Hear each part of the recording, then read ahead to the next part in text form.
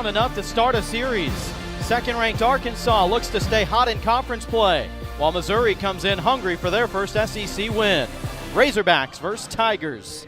Alongside of the All-American Troy Eklund, I'm Josh Haley. Glad you're with us this afternoon. Well, it's still pretty misty out there, and the field is awfully wet. Yeah, it is. The grounds crew's done an outstanding job. We're going to see if that has any impact on this game, Josh. Well, for this Arkansas team, they have impacted the game this season in all three phases. Well, they really have. Starting pitching's been outstanding. Look at the ERA right there, one of the top in D1. Again, even the bullpen's been outstanding. Aiden Jimenez has been a nice addition there. Offensively, this is a team that leads the SEC and SEC games, hitting .329, second in home runs in league play. Then they've got the average, they've got the power, and oh yeah, Josh, they've got the defense as well. They've got 25 double plays to go along with that elite fielding percentage as well, second most in the SEC. Well, for this Missouri team, they came into the year already a young team. They have just been insulted by injuries, though. Yeah, it's really been tough. They don't have Jackson Lovich playing, their hottest hitter. Again, several injuries. This is a team that has had 4 games they've lost 2 runs or less, so that record could easily be 15-13, which would be a world of difference for the Tigers. It's a team that's still winning games, though. This week they did. Zach Root, the lefty, he's been the game one guy all year long for good reason. Yeah, he's been really outstanding. Again, he's one of those guys, a 4-pitch mix guy and a true 4-pitch mix guy, because he can throw any one of those pitches in any count, and that's what makes him so tough. Last weekend, he ran that fastball up to 96 miles an hour, Josh. Well, this lineup that he'll face off against, as you mentioned, they are without Jackson Lovich. Had to leave the game sliding into second base in the 9th inning on Wednesday. Knutson's in that leadoff spot. Peyton Basler will play shortstop in place of Lovich here today. Missouri and Arkansas, these two set to play a twin bill tomorrow. Military Appreciation Weekend, those sharp camo hats for the Hogs. 8-1 so far in SEC play.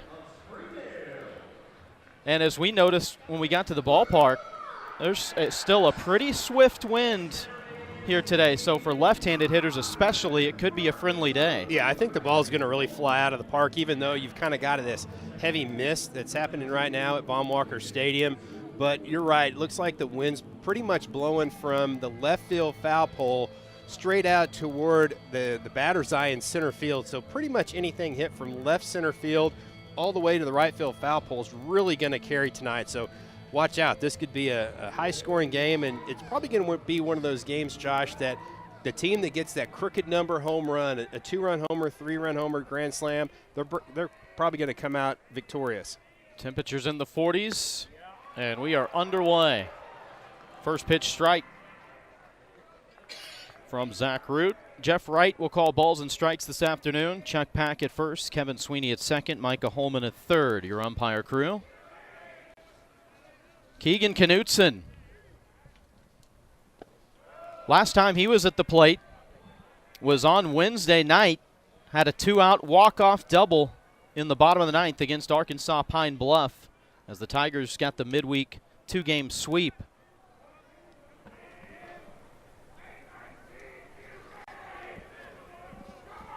Might be a little bit of an advantage for Missouri with, pretty sparse crowd here at Von Walker tonight, not as vocal and as loud. Battled off, 1-2. Infield as usual for the Razorbacks. Kozeal at first, Souza at second, Aloy at short, Iredale at third, Ryder Helfrich behind the dish.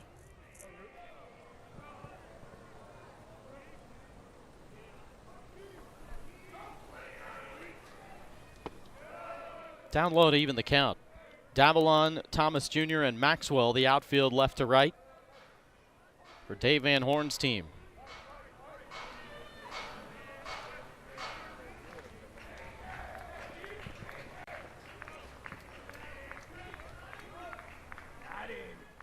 Two. He got him. Falls right in for a strike. Really pretty backdoor slider right there by Zach Root. It's one of those pitches out of the hand. Knudsen just gives up on it, and you think that's going to be outside the zone, and then it just drops in. A little bit of gravity on that one. That came in about 79 miles an hour, so had a little hang time on that one, Josh. Brings up Caden Peer. One of 4 that are capable of batting from the left side for this Tigers team. Takes a first pitch strike. Josh, you see Root really go into that harder slider against left-handers. See if he doesn't stick with that same pitch again. I think that's what it was. You can usually tell by the velocity. That was an 86, 87 mile an hour pitch. That's kind of in that slider cutter range. His fastball is going to sit. I think the first pitch of the game was 93, anywhere from about 90, 91 to 94 miles an hour.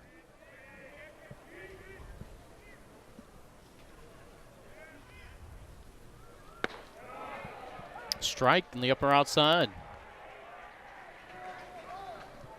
Caden Peer at 309. And an OBP of 452. This is a Missouri team that came in hitting 291 as a team on the season. Breaking ball, just missed inside.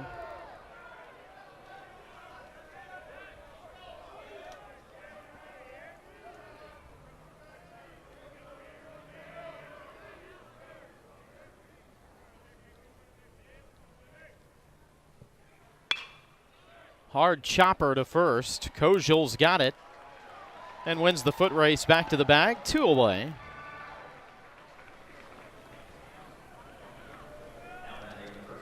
And you look at the reliability factor for Zach Root, the lefty, in his last 2 SEC starts.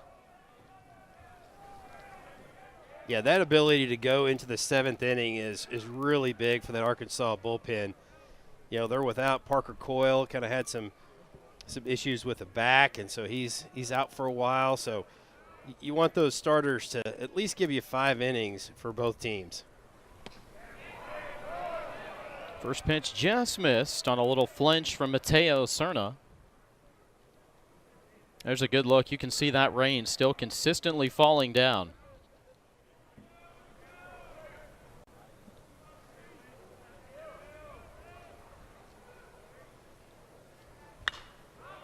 Battled off.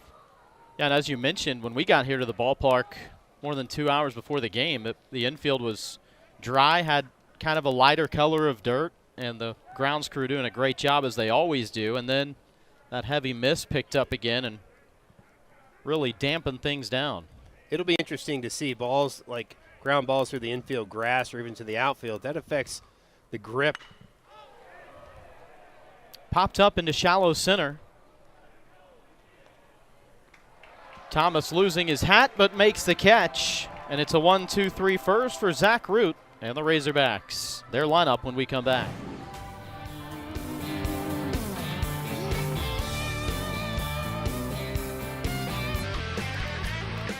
Caden Jacoby, the starter today for Missouri. Their #1 all year, Ian Losey, is out with an injury, and so they put the trust in this right-handed senior. Well, big-bodied right-hander, 6'3", 220. You can see the numbers right there on Losey. A 4-pitch mix guy. He really leans on the fastball and slider as his 2 main pitches. He's really tough against lefties. Lefties only hit 242 against Jacoby.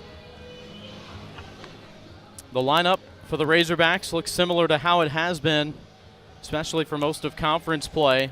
The run production has been off the charts, and the table setter, Charles Davalon, has really been on a tear, getting them started off on the right foot. Well, he has just been at another level. His ability to get on base and score runs is just outstanding.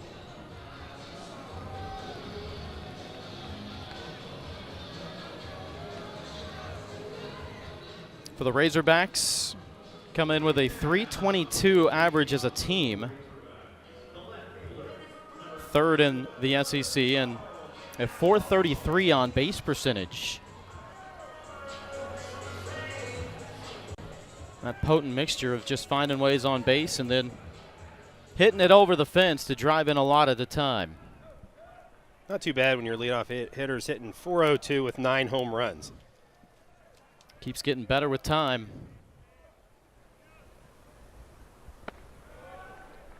Davalon takes first pitch. One thing you're going to see out of Jacoby is some really good sink on that fastball. Really kind of a 3/4 release guy. You see that fastball is going to dive down and away to lefties, and if they try to pull that pitch, you're going to see a lot of ground balls towards second base. There it is again, just tremendous run on that pitch. But you can definitely see just how kind of cloudy, misty it is out there in the outfield, and it is not ideal conditions.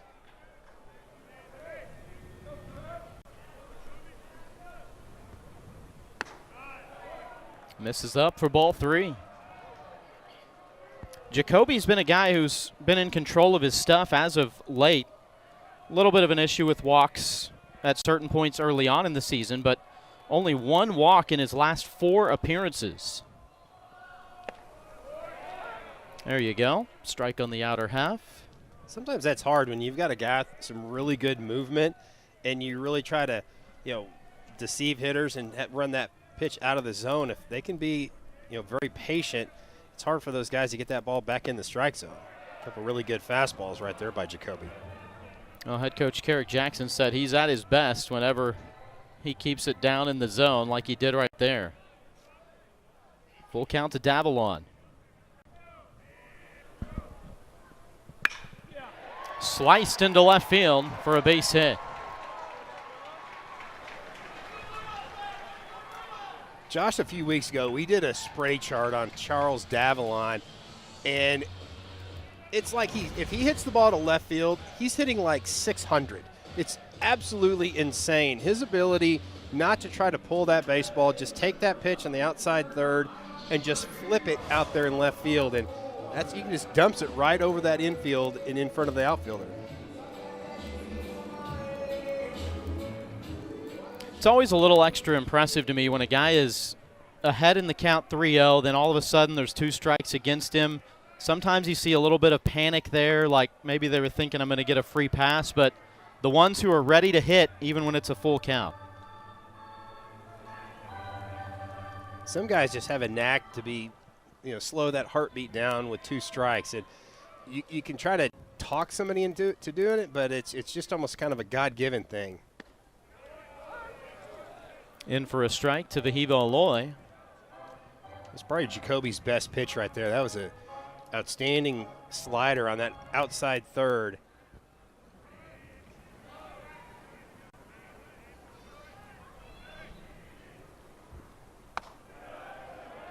Up for ball 2. You kind of see the strategy what Jacoby's trying to do with Aloy so far is fastballs kind of up and in and maybe breaking balls away.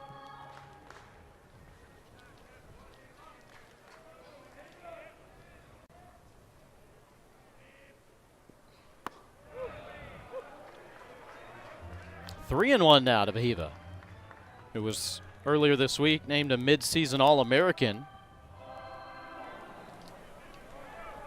I think he's also on the Golden Spikes watch list for the best player in college baseball. High chopper having to sit back for 2, and they're still able to cut down the lead runner. Well, you knew that was going to be a tough play. The second that Patterson had to sit back and wait on that second hop, but to his credit, he stayed calm and didn't waste any motion getting the ball there to second base. Yeah, that's a big play right there. Davalon, just a little bit of a delayed start, and it's a little bit of a wet track. It's just a really great, sharp throw by Patterson. Really didn't try to do too much with it. Sometimes you see guys really try to wind up and throw it about 180 miles an hour over there, and he just really quick snap release.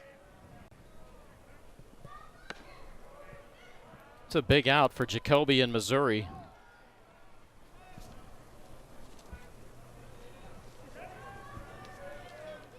In real time, I didn't think he was going to get him as soon as he went to second base. I thought that Davalon was going to beat the throw. Logan Maxwell comes in on a 23-game reach safely streak. It's not even the best on the team. That belongs to Davalon, who's, including his hit in this first inning, now 25 straight. Josh, I'm a little surprised with the depth of the outfield, especially center field and right field against, you can see him right there, especially with the wind blowing out to right field and the power of Maxwell. Looks almost like he could sneak one over their heads. Outside ball 4 to Logan Maxwell. So the Razorbacks will get that man in scoring position with 1 out after all. Well, you're right, Josh. Think about how big. It'd be bases loaded right here if Patterson didn't get that cut down Davalon at second base, and you're talking about a whole different looking inning. Bases loaded, no outs instead of first and second, 1 out. Now you feel like, okay, we can get a double play ground ball and get out of this thing if you're the Tigers.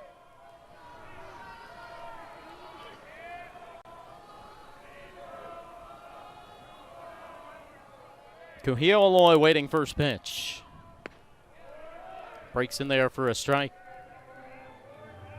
Oh, the monster start that Kozeal Aloy got off to, it was inevitable that at some point there would be a little stretch where, you know, there's not as many home runs. But even with the home runs slowing down and teams pitching extremely carefully to him, he still continues to hit. He really does, and he's had a lot of hard-hit balls, especially at third baseman, over the last several series that have not gone his way, but the power's still there, especially to all fields.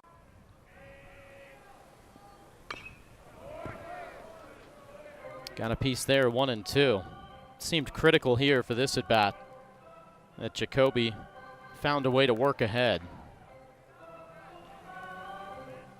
Base hit, fielder's choice, and walk, the 3 results for the Razorbacks so far here in the bottom of the first.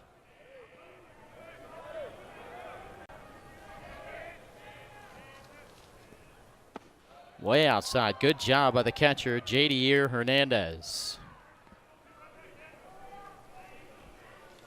That keeps your routine double play in order and the force at any bag in order. I mean, that was almost to the far side of the left-hand batter's box. I mean, that was a super athletic play by Hernandez. Called strike 3.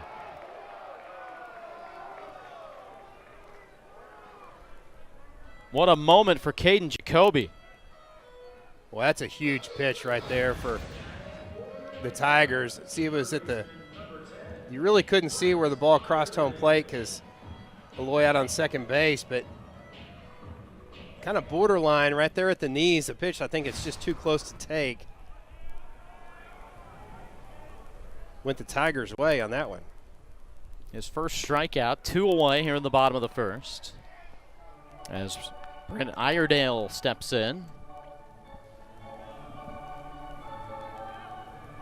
Let's see if Jacoby continues to pitch these Arkansas power hitters in with the fastball and then away with that sweeping breaking ball.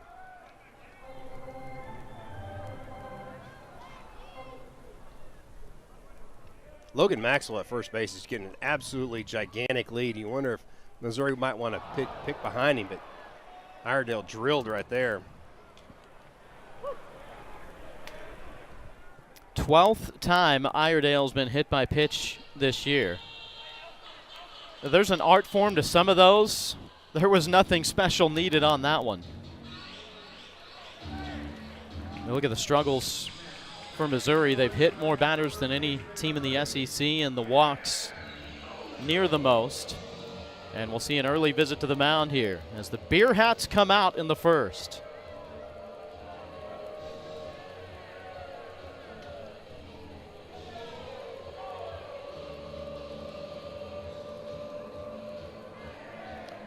Sometimes you just, as a coach, go out there and you want to settle the pitcher down a little bit, but you also sometimes, especially if the dugout's calling the pitches, saying, hey, what are you most comfortable throwing right now? In a situation you got bases loaded, you want to lean more heavy on the fastball, feel like the breaking ball is a pitch you got command of. What do you want to try to do to get out of this inning?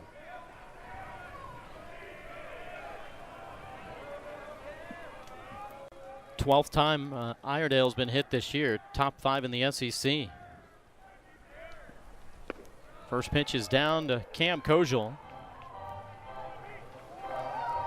There's going to be quite a few extra baseball swaps here today by the home plate umpire, isn't there? Yeah, I think it's any ball in the dirt with the moistness right around home plate's going to leave a kind of a dark mark on that baseball. They'll just toss it and get a new one. That's Jacoby's first reset. You get 1 per batter.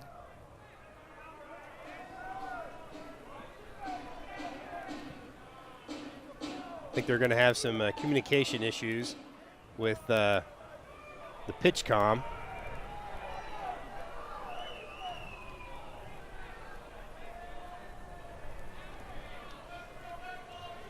We'll get that sorted out. Arkansas started the inning with a base hit. Jacoby's got 1 strikeout, a walk, and a hit batter with them loaded up here.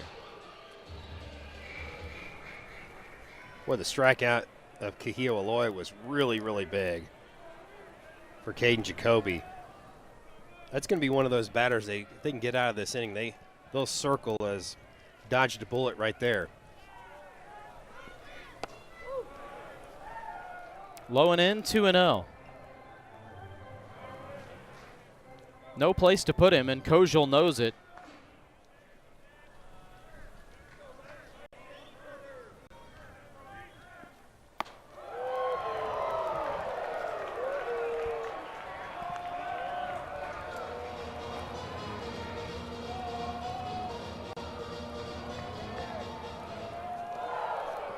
We've seen Jacoby bounce back from 3-0 counts and throw several strikes in a row. There you got one. If you're Cam Kozeal, you want to really split that plate in half, and if you want to look for something. RBI walk for Kozeal.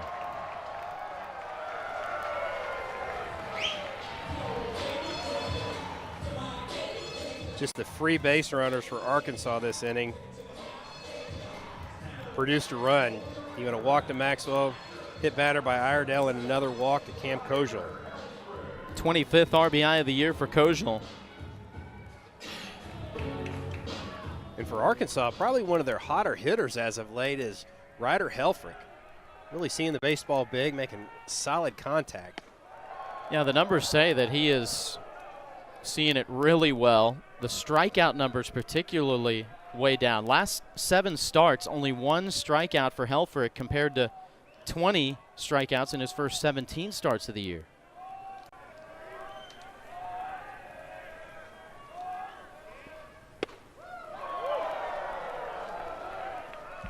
It's a guy that got to see some valuable playing time last year as a freshman.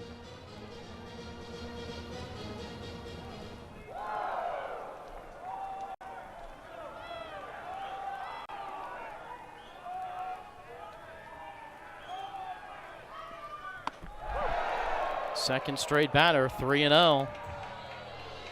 There's some bodies down in the Missouri bullpen, but nobody's throwing as of yet. They still have the tarp on the dirt part of the mound in the bullpen, and there's some activity starting to stir in the dugout.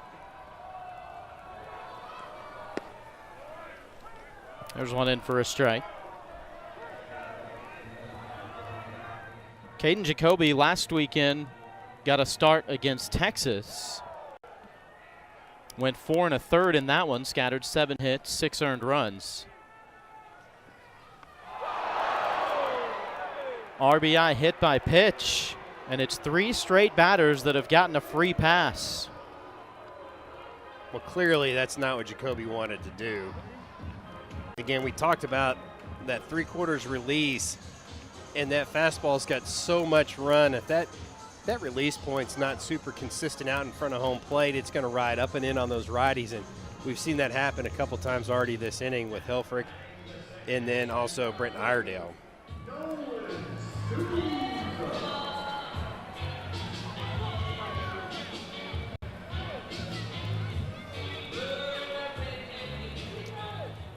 Jacoby in 25 and a third innings pitched this year had only hit 5 batters. But 2 and 2 walks here in the first. Souza, the 8th batter of the inning.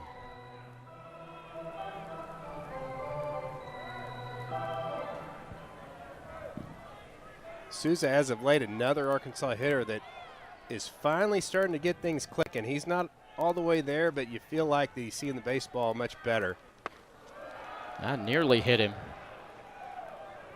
Sometimes a sign of even like taking walks is a sign that a batter is starting to see the baseball better.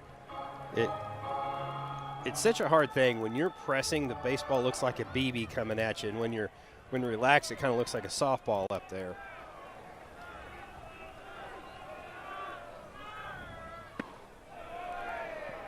Called strike, the upper inside corner.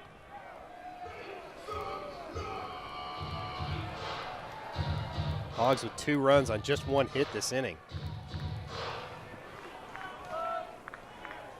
And 1 hit was to Charles Davalon to lead off the frame. Foul tip finds the catcher's mitt, 2-2.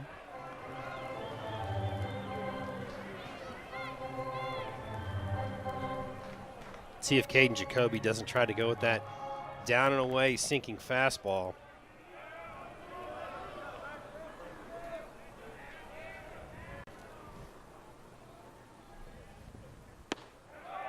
Called strike 3.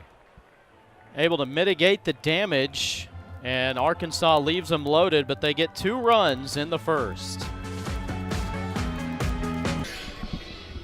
Carrick Jackson in his second year as the head coach for Missouri. Second stint on the Missouri staff, though, and has found a lot of success everywhere he's been, including in 2023 with Memphis. But, you know, when we talked to him this week, Troy, he talked about, you know, we're playing a lot of younger kids right now, and our focus as a staff is on developing these young players, and you love to see that, especially this day and age. Yeah, you really do. And just to kind of talk about what this team is mixed up with, 10 freshmen, 6 sophomores, 14 juniors, 5 seniors, and 3 grads. So a team with 10 freshmen, that's a pretty big number.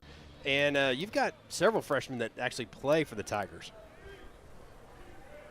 Probably one of the younger teams in the entire SEC.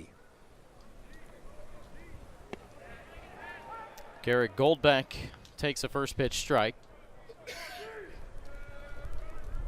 How about that number? 22 different players that have made their Missouri debut this year, including this guy, Garrett Goldbeck.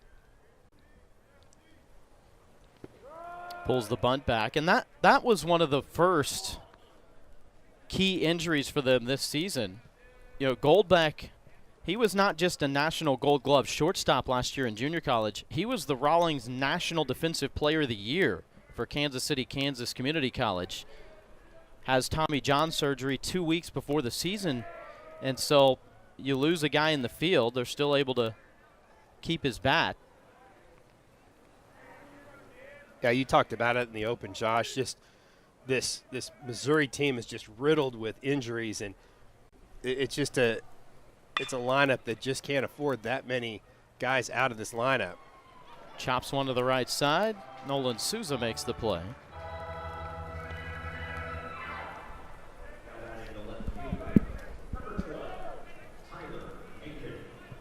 One down to start the second, and Tyler Macon will step in.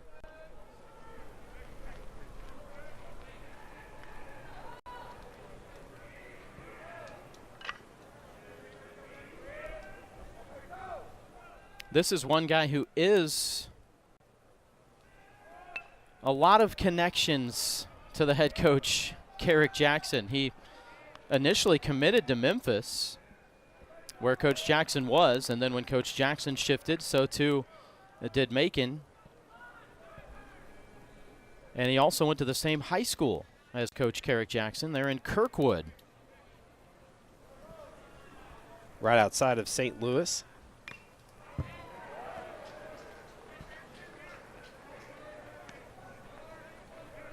Really good start for Macon so far, hitting .355. How about an on-base percentage for making it 565 this season. They get the job done. Called strike 3. Root with his second strikeout. On those righties, it's that backdoor breaking ball that Root loves to drop in there. Watch this thing start out of the zone and just hit the bottom part of the corner, bottom part of the zone right there at the knees. You can see it literally crosses right at Macon's knees.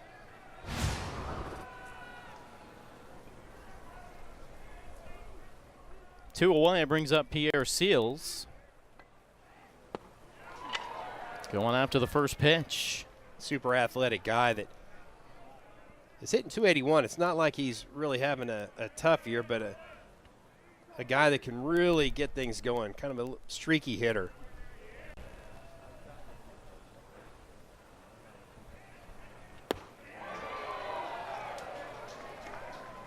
Root showing him something he likes, but not able to get the bat on it.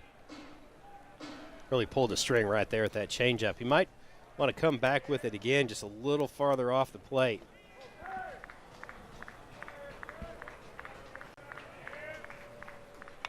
Got a piece there to stay alive. I think it was a fastball supposed to be down and in and missed over the plate. I think Root got away with one right there.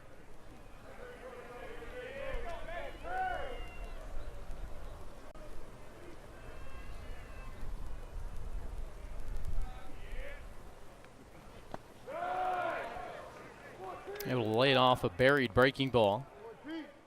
Doubleheader scheduled for tomorrow. A couple of 7-inning ball games, and it's supposed to actually even be colder tomorrow, down into the low 40s. We're supposed to get some snow in the morning. Welcome to Northwest Arkansas. The rest of the week it's going to be upper 70s.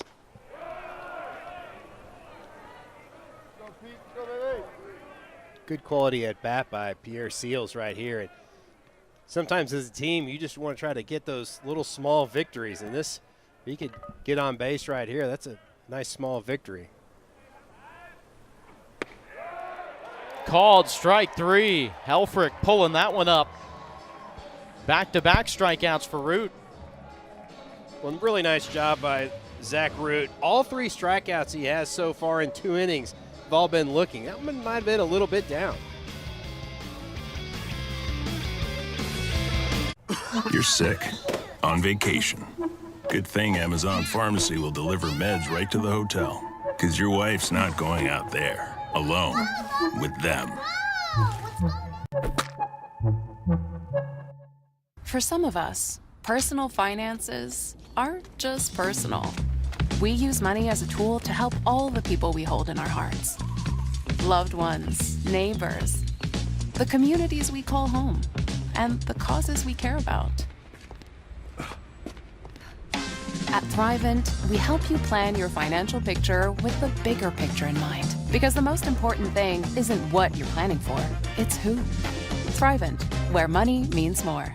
Did you know our Jersey Mike's order came with a $25 Fanatics promo code? Insane deal. Awesome. Can we please turn it off while we're eating? Simon feels very attacked right now. Oh, he feels attacked. My Mike's members score Fanatics gear, like Simon, just by spending $25 in the app. Well, for Missouri this year, as mentioned, the injuries have bitten them hard, and it's shown, especially in the pitching numbers. Bottom of the league in multiple categories, including earned run average and free passes. That'll get you every time in any league if it's self-infliction. Boy, it really will. And just in between innings, we were talking about that Jacoby's got good stuff. There's a lot of movement on that fastball. The slider is kind of more of a sweeping slider instead of a lot of horizontal movement. But he's not going to be an easy guy to hit, but he's just got to fill up the strike zone and just let that ball run. Well, that's a tough one right there. That's a fastball just missing off the inside of the plate. What's really crazy is the radar shows clear, but it's a pretty heavy mist out there.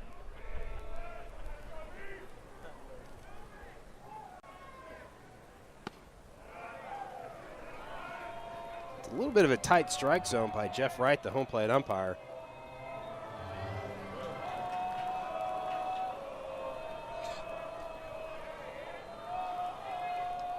3-0 pitch. Justin Thomas Jr., the only man that did not get to the plate in the first. Hogs only had one hit. That was to lead off the inning. Ended up leaving the bases loaded after getting 2 runs. With the shift on, ground ball to short. And a nice job at first by Mateo Cerna to field that on a hop. That's going to be the key to this game. All balls on the ground are going to get through that wet grass on the infield. And you can see it was almost like a spitter that came from Basler. Dave Van Horn, the legend, 23rd year. And this year's team, obviously off to a great start. Second in the nation, 27-3. They've defended the home field like they always do.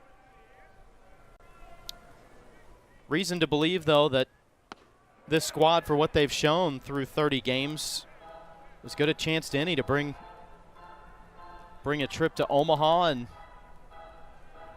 to go play for it all. Yeah, they have a really great combination of, the offense has been outstanding. Pitching's been really solid. Cerna a little bobble at first, but gathers it in and tosses to Jacoby.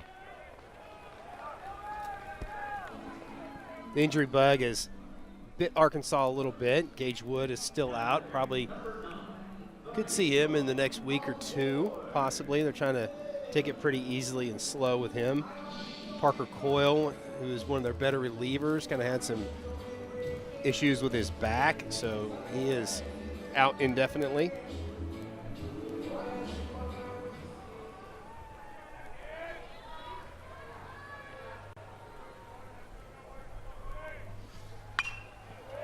This kind of happens in college sports. You're going to have injuries. It's just kind of the next man up type mentality I think you have to have.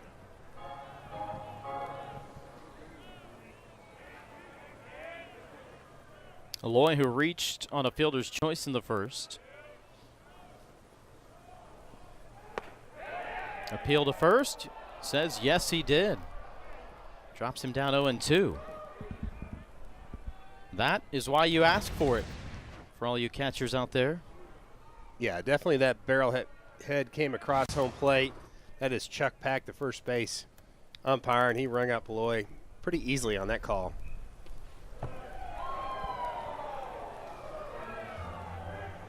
Of course, with how deep the rotation is, especially if you get a healthy Gage Wood before season's end, but you've also got Landon Beidelshees, who's been great in a starting role as well. And even your midweek starts have been pretty good for the most part as well. So when you get into postseason play, and maybe you get to that point where you're needing a 4th or 5th starter, they've got multiple options. Yeah, I think so. Ben Bybee has looked really, really good his last few outings. And I tell you, the guy that has really impressed me for Arkansas out of the bullpen, and he is probably about 13 months, maybe 14 months removed from Tommy John, is Aiden Jimenez. He just fills up the strike zone, throws it with a lot of sink and confidence and command when he comes into the ball games. Called strike 3. That sweeper coming into the zone. 3rd strikeout, and it's a 1-2-3 second for Caden Jacoby. Well, for the Arkansas pitching rotation, once they hit conference play, a little bit shaky opening series, but it's just gradually gotten better and better. And then last weekend at Vanderbilt, really good stuff from all 3 guys. Yeah, it really has. And Arkansas was, at the bottom of the pack after that first weekend of Ole Miss from an ERA perspective. They're now 3rd in the conference at a 4.33 ERA, and you can see they started at a 12. So they've come a long way. Tennessee leads with a 3.18, and Texas at 3.32. But Arkansas is really shaving that ERA number down really dramatically out of the last few weekends. Chris Patterson to lead off for Missouri.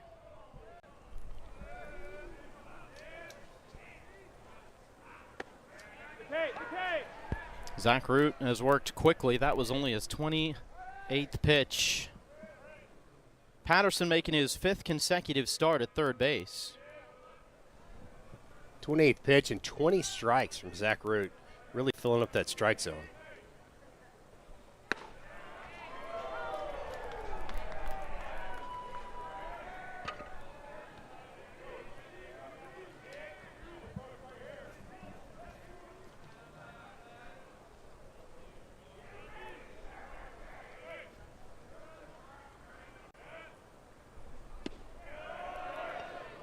Trying to work the lower edge, just missed it. Patterson got a pinch hit opportunity at Texas last weekend. Didn't get a hit off it, but it was a quality at bat. Barreled one up and has taken off since then. Root gets him swinging here. 4th strikeout for the lefty. I think that's his first swinging strikeout by Root. The other 3 were K's looking. But he is just a guy that just is going to be a bulldog out there on the mound.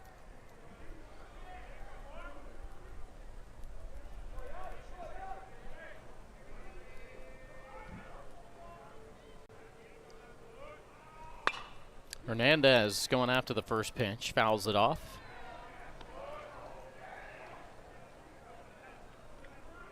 Happy birthday to J.D. Year.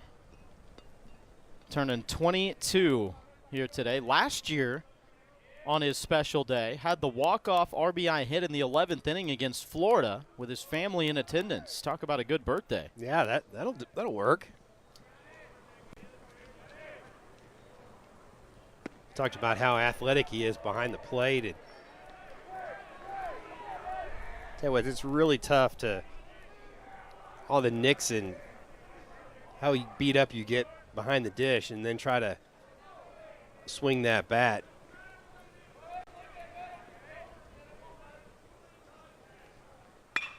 This ball is hammered to the gap in left center. All the way to the wall it goes. Hernandez coasting into second, standing up with a 1-out double and the first base runner of the afternoon for the Tigers. Yeah, that ball was scorched out into left center. How about 102 off the bat of Hernandez?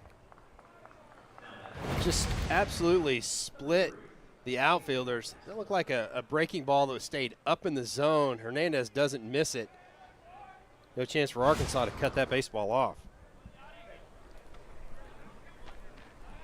It's his first double of the year.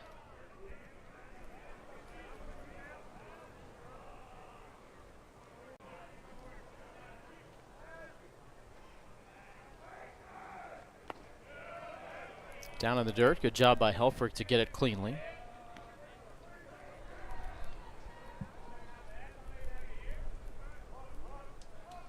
Peyton Basler starting at shortstop in place of the injured Jackson Lovich.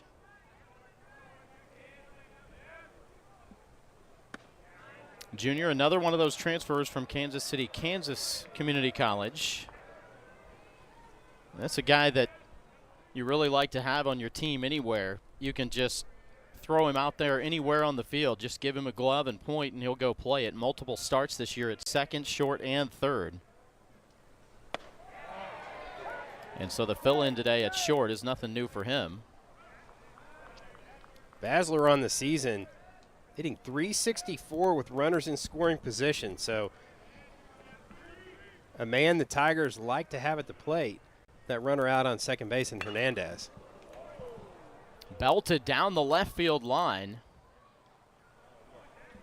Not fouled by much. No, it wasn't. That was a blast. Hit almost 390 feet right down the left field line. So 70 feet past the fair foul pole, but about 10 to 15 feet just to the left in foul territory. Well, he got his first home run as a Tiger in the Ole Miss Series opener 2 weeks ago.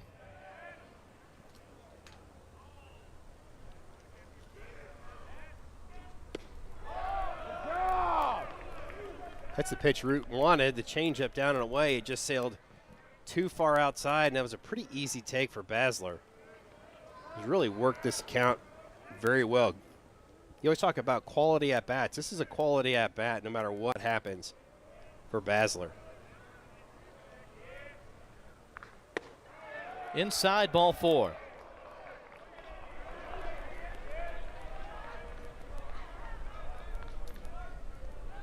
So Root had retired the first 7 of this game, and it spots 8 and 9 in the lineup that end up reaching base against him.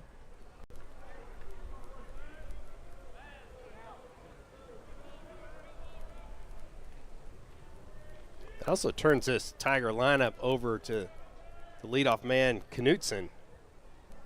Sometimes you look at walks and you think, okay, is that a really bad walk?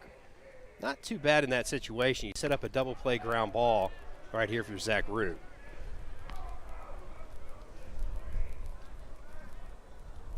You really don't want to walk that 9-hole batter, but again, you can see that it wasn't a critical situation.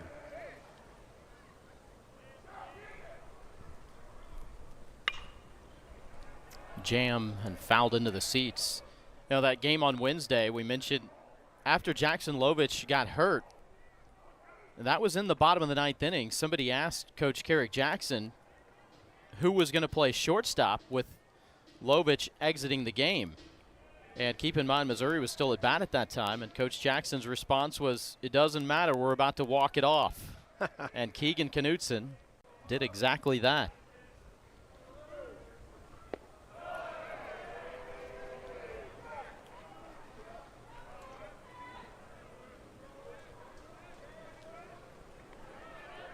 I think that's as big of a symbol as any, that this team's still willing to fight. Your best hitter, you see him leave the game after stealing a base to get into scoring position, and they could have hung their heads, but guys like Knutson said, nope, we're going to get this one.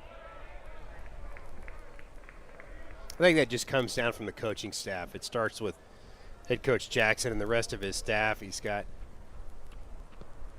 Coach Jamison there. It's just it's a teams really feed off what their coaches do in situations, and so you can really tell this Missouri team is really well coached and they have a lot of fight in them.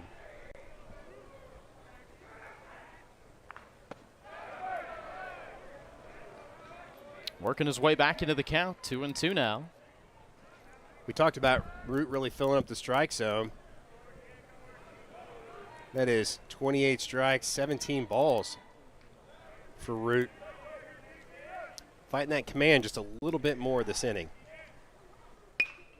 Line shot just over the glove of Iredale and down into the corner.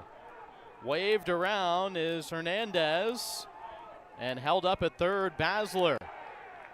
RBI double for Keegan Knutson. Boy, that ball was just out of the reach of Brent Iredale. It looked like off the bat he was going to spear that baseball.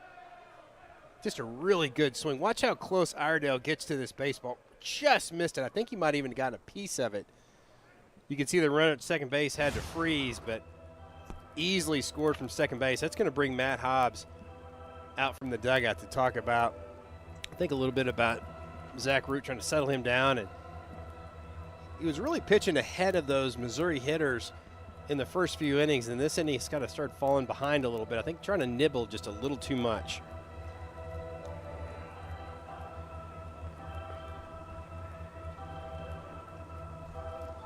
Razorbacks with 2 runs in the first inning to strike first, ended up leaving the bases loaded.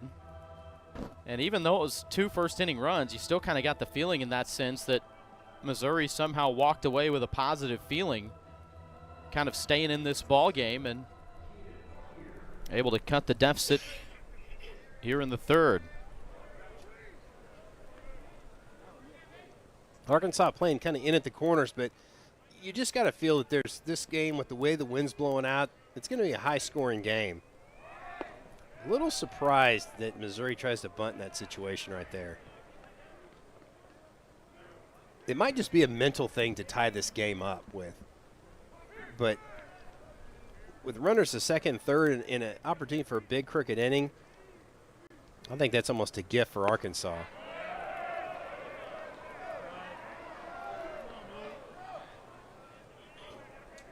Two and 0 now as Pierre looks over towards the dugout to get the signal. See what he's looking to do here.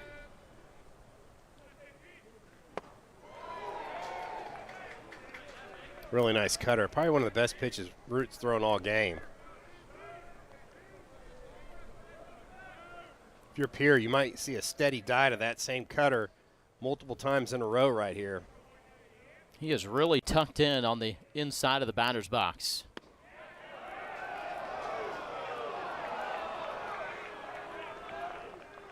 Crowd trying to stick up for Zach Root right there, but it's 3-1. I think Helfrich really wanted that one.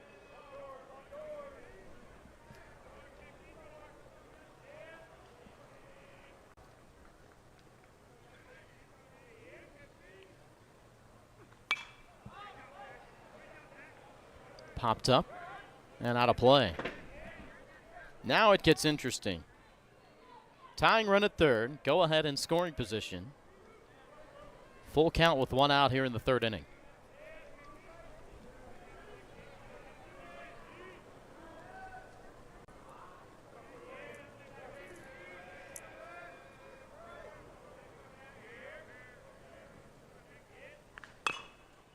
High chopper. Root comes to get it. He pivots and throws to first.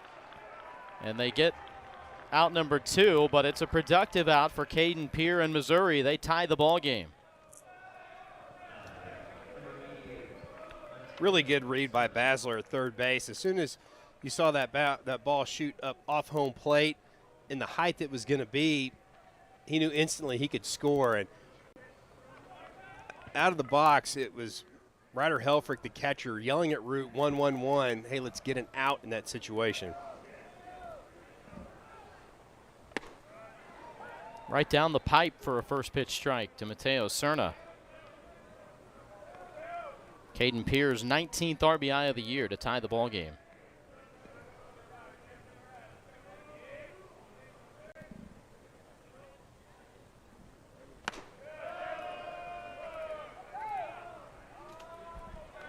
Boy, Keegan Knudsen is really taking a big lead off at third base, trying to get in that peripheral vision of Zach Root as he starts making his motion toward home plate.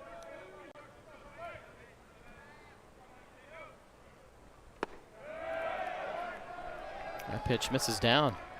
I'll tell you what, the thing I've noticed by the Missouri hitters this inning have been really the quality borderline takes that they've had against Zach Root. They haven't expanded that strike zone. They've waited till he's brought that ball back into the zone and then capitalized on it.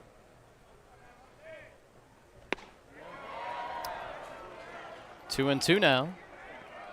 Well, you're thinking you get a fastball in a 2-1 situation, and then Root pulls a string right there with a tailing away changeup.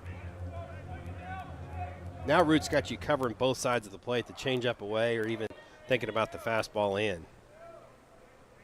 Here comes his 30th pitch of the inning. Got him swinging. Puts an end to the inning. Missouri strands 1, but they get 2, and it's a tie ball game headed for the bottom of the 3rd. Only the ServiceNow platform connects every corner of your business, putting AI to work for people. HR? Yeah. IT? Yeah. R&D? Yep. OMG? Oh, I see. Yeah. That's the department I work in. All right. Enough of that. What do you got there, Larry? Time machine? You gonna go back and see how the pyramids were built or something? Nope. Ellen and I want to go on vacation, so I'm going to go back to last week and buy a winning lottery ticket. Can I come? Only room for one. How am I getting home? Sitting on my lap like last time, Ronald. Fine, but I'm bringing this. All right. Or you could try one of these savings options. The right money moves aren't as far-fetched as you think. There it is. See? Told you it's going to all work out. Thanks, future me. This year, I went to Men's Warehouse, so I'll have the best outfit. Looks like we have a problem here. You guys both mad. Dang it. 2-2 your score. Missouri evening things up with 2 in the top of this 3rd inning. And so the Razorbacks will look to answer. That's one thing that Dave Van Horn always seems to talk about, Troy, and his team knows it. I don't think there's many things that please him more than when his team answers in the next half inning the runs that were just put up by the opposing team. Yeah, I think so. The term usually is a phrase is, good teams score when scored upon, and that is kind of the characteristic of this Arkansas team. The other thing that Arkansas has done a really good job of is that second and third time around seeing pitchers so far this season, they've really been productive. First pitch strike on a ball that was dipping, the sinker. I think Maxwell's okay with that take, though. Maybe doesn't agree with the call, but feels like he was seeing the ball well, which he has been.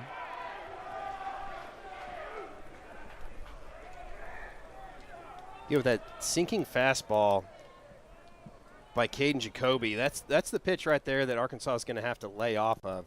That last fastball down and away. Maxwell tees off on one to right field. Back in front go the Hogs.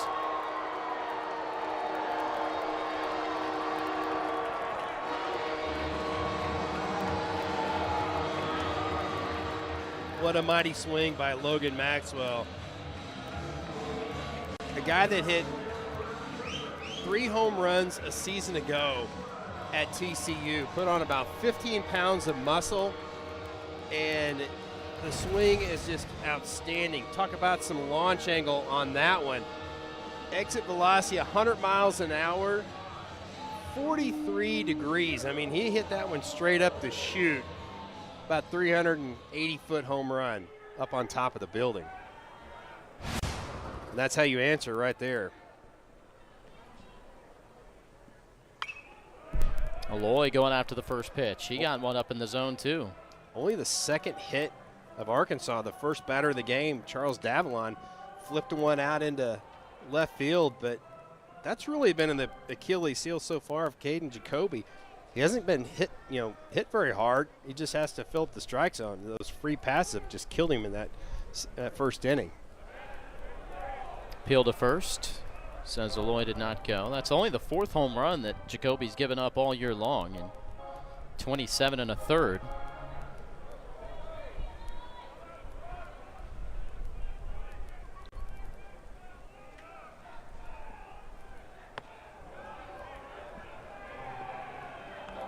Front door breaking ball right there by Jacoby. You'd think if you're Kozeal Aloy, with the way that wind's blowing out to right field, that's going to be your approach right here. Trying to look at something middle to away and just drive it and get it up in that jet stream.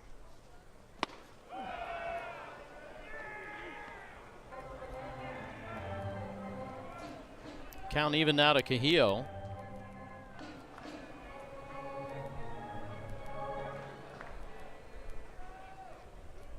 Both of the Aloy brothers midseason All-Americans announced earlier this week.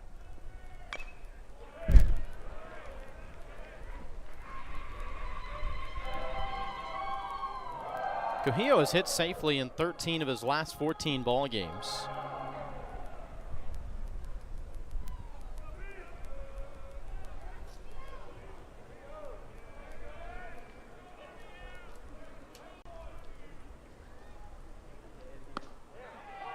Called strike 3. That is the second time in a row that Kozeal Aloy has just gotten knee buckled on that breaking ball by Caden Jacoby. Watch right here. This one starts out on the inner half and just kind of buckles those knees. Well, you know it's a strike and you just can't do anything about it.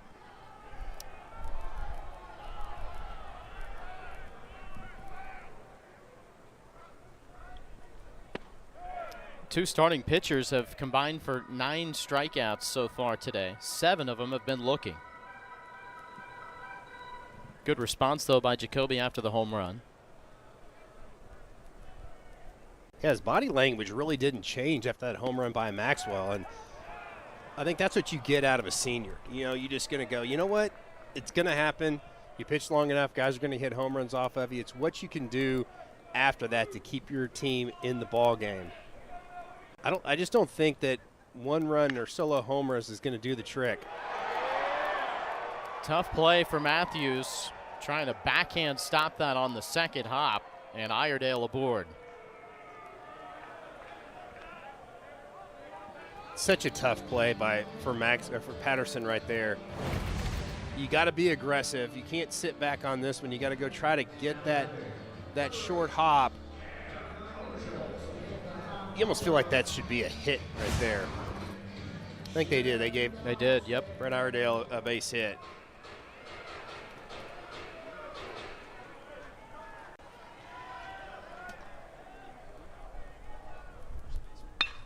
First pitch. Kozeal lined into right. Iredale stops at second.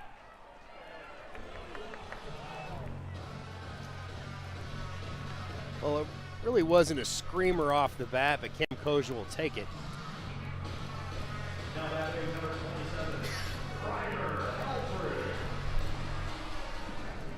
Before this game started, we talked about how good Caden Jacoby has been against left-handed hitters. Came in hitting 242 against him, and then righty's hitting 315, but it seems like he's had more success against the Arkansas right-handers. Helfrich first pitch. That's a fair ball down the left field line. Iredale in. Kozeal to third. RBI double for Ryder Helfrich.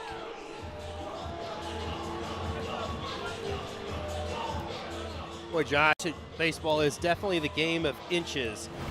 And watch this ball sneak just inside that third base bag right here. You talk about hugging the line.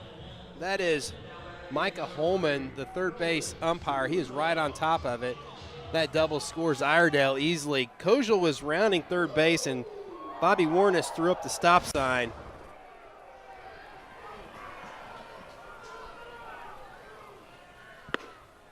So Helfrich now an RBI hit by pitch in the first, RBI double here in the third. It's his second double of the year. And the infield's going to conference up here as activity has continued in the Missouri bullpen. Missouri's got a right-hander and a left-hander going. This might be one of those times that they're trying to get that left-hander loose to come and face Souza.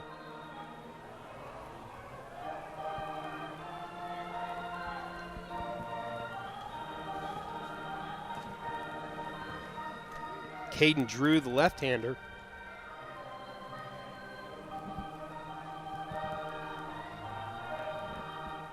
Already 4 hits this inning for the Hogs after only 1 through the first 2.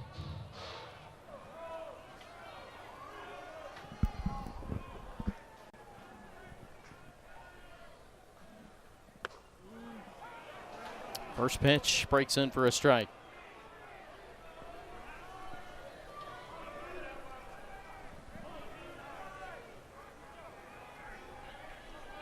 Souza down 0-2. He's really got to protect right here. Got to put this baseball in play to try to get that run home.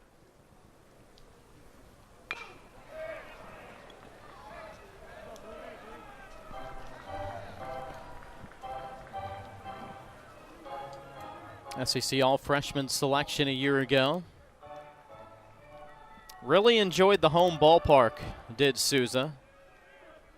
Was one of the best hitters all season long. Spent most of the year above 400 here at Baum-Walker.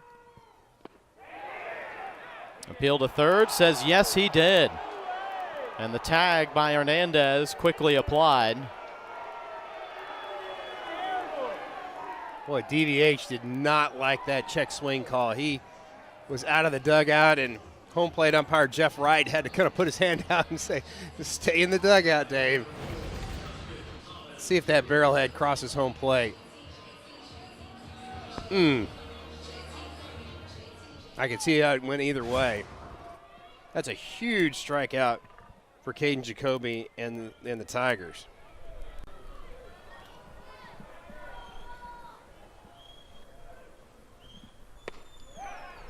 Justin Thomas Jr. takes ball 1. Missouri's got 3 infielders on the left side of second base. He hit right into that shift first time up.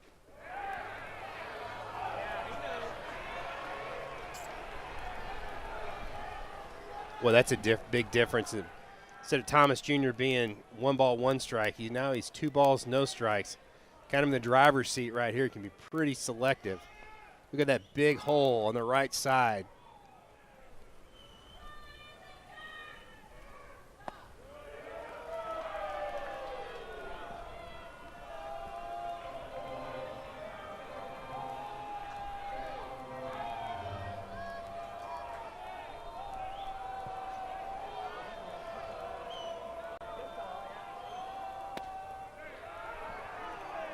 on the inner edge for a strike. The catcher, Hernandez, kind of pointing down at third, saying, hey, at least creep back towards third after the pitch so we can make the runner think about it.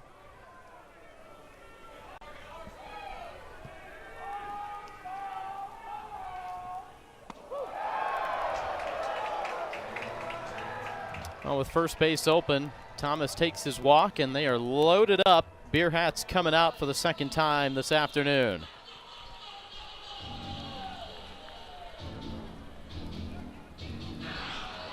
Earlier in the game, we talked about, was that a good walk or a bad walk? That's really not a bad walk right there. I know you really don't want to face a hot-hitting Charles Davalon, but now you've got to force it any base. That makes it a lot easier on maybe a ground ball in the hole, especially maybe the shortstop can backhand and go to second. First pitch, diving stop by Patterson, and steps on the bag. Big play by the freshman, but Arkansas able to strike early in the third inning. Yeah, big fly by Logan Maxwell. A no-doubter up on the building. Hogs lead 4-2.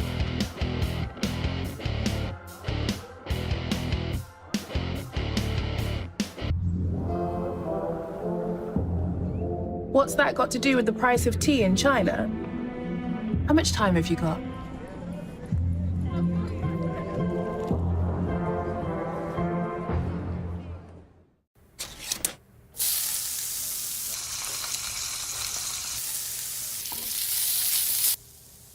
Spam. Don't knock it till you've fried it.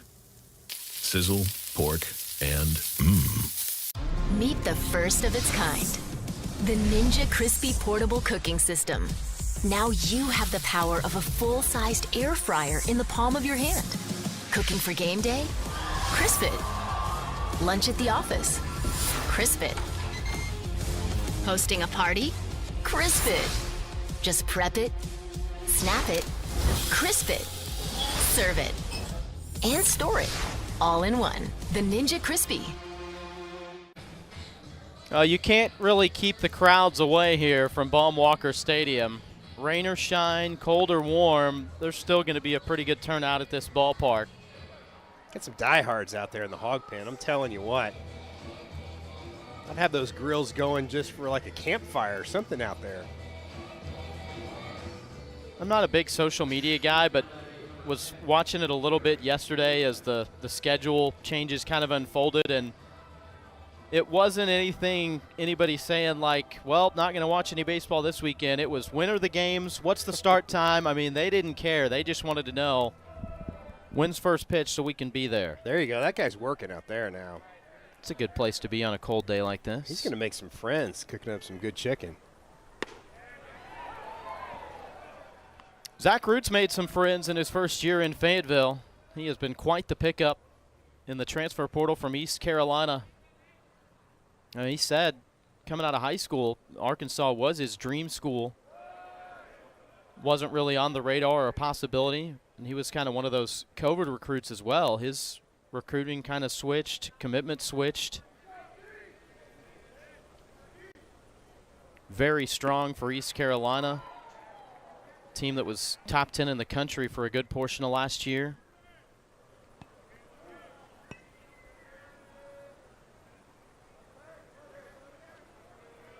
We talked about Arkansas answering Missouri. See if Missouri can't come right back and answer the pair of runs that Arkansas put up in the bottom of the third.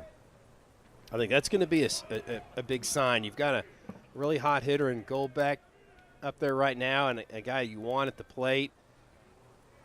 Feel like he can get a rally started if you're the Tigers.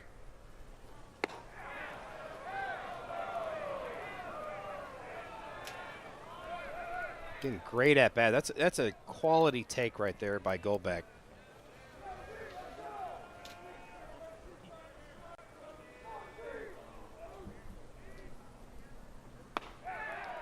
Called strike 3. Yeah, just too good of a pitch to take right there in that situation. I think he thought he was going to get a breaking ball, and he got the fastball in the outside corner. Just a great job by Ryder Helfrich just to stick that catch. Sometimes you talk about catcher's presentation. He did a really good job right there, just presenting that baseball up just a little bit in the zone. First pitch runs up and in on Tyler Macon.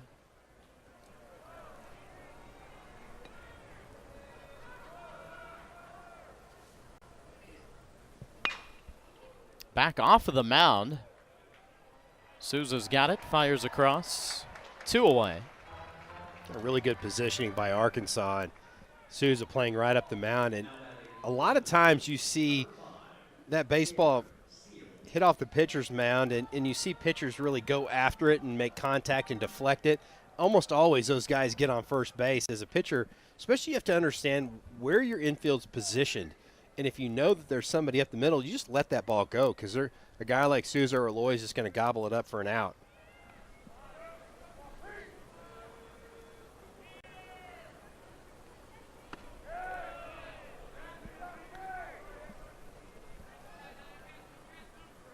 Now the defense has been elite level year after year. 4 straight seasons with a fielding percentage of .980 or better. Top 10 in the country all 4 of those years. And they're on pace for a program record this year.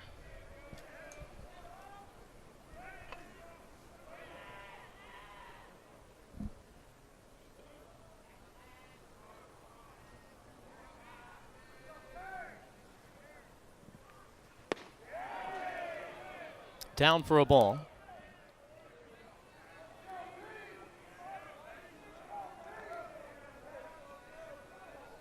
In conference play, this is an Arkansas team that is fielded .987. They've only committed 4 errors this season in conference play.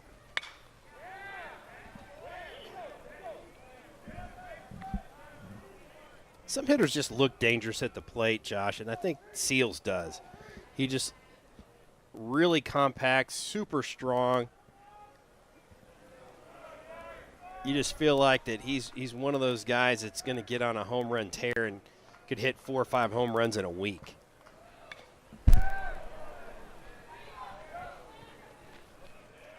Well, they were down 5-0 to Arkansas Pine Bluff on Wednesday, and he woke up the Tigers offense with that second inning leadoff homer. They ended up coming back to win it 8-7, walked it off in the bottom of the 9th.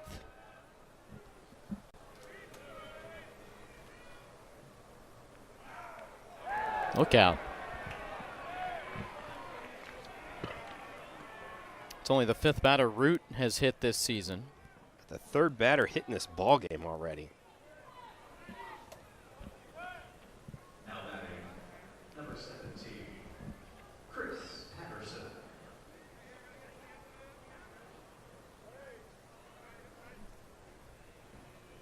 Josh, you mentioned Chris Patterson earlier. You know, had a pinch hit opportunity, hit the ball hard, and sometimes as a hitter, you don't even need a hit. You just need some really solid contact to get some confidence. That bunt angle's foul. A little surprised Cam Kozeal didn't go, kind of go up and meet that baseball. You don't know if it's going to hit a dirt clod or something and go back fair.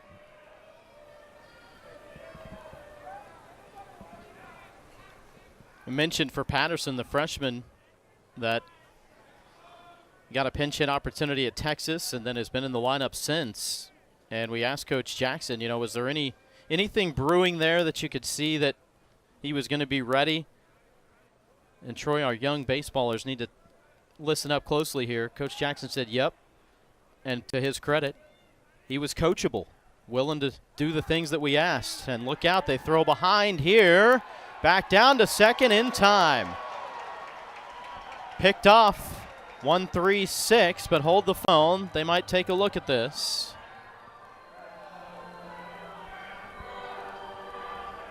Are they? I think they're challenging the tag at second base.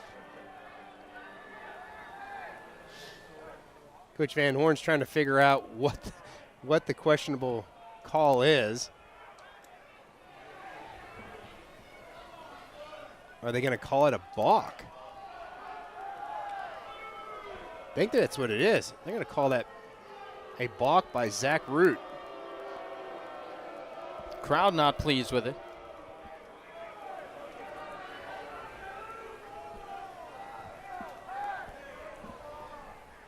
The call must have been that Root didn't step toward first base on his pickoff attempt.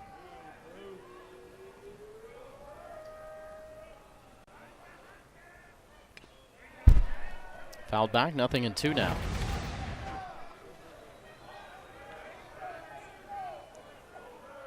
Yeah, that foot lands pretty much almost like he's stepping toward home plate. Look at that. Not really an attempt to go to first base right there.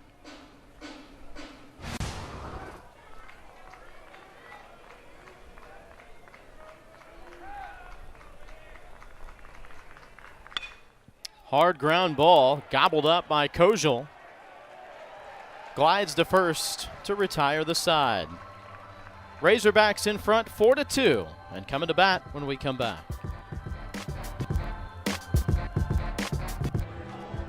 News around the SEC and some early weekend results coming in. How about number 1 Tennessee, second combined no-hitter this season? They just keep rolling, don't they? How about the Longhorns winning the series over number 3 Georgia that were just putting up – Georgia was just putting up some obscene offensive numbers. That's huge for the Longhorns. LSU, big sweep in Norman over Oklahoma.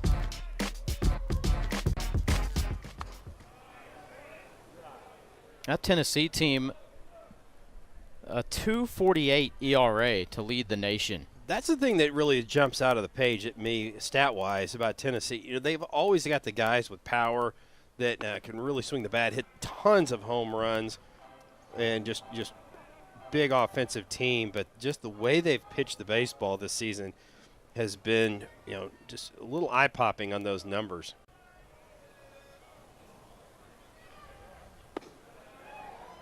That Georgia team leading the nation in home runs. The Bulldogs 84 entering the weekend. That's 2.7 a game.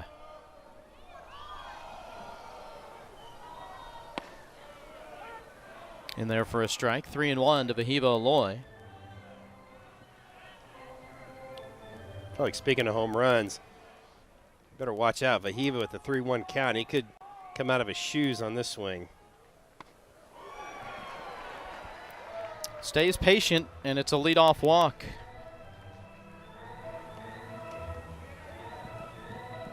The free base runners have hurt Jacoby a little bit, especially in that first inning. But it seems like he's kind of pitched around him a little bit. And the longer he can stay in this game, the better it is for Missouri, because they've got a doubleheader tomorrow. It is only 2 7-inning games, but with how beat up that staff is, they really would love to see him go 5 or 6. Maxwell going after the first pitch. Hit his 9th homer of the year to lead off last inning. Has been one of their best hitters in conference play. 441 in 9 SEC games.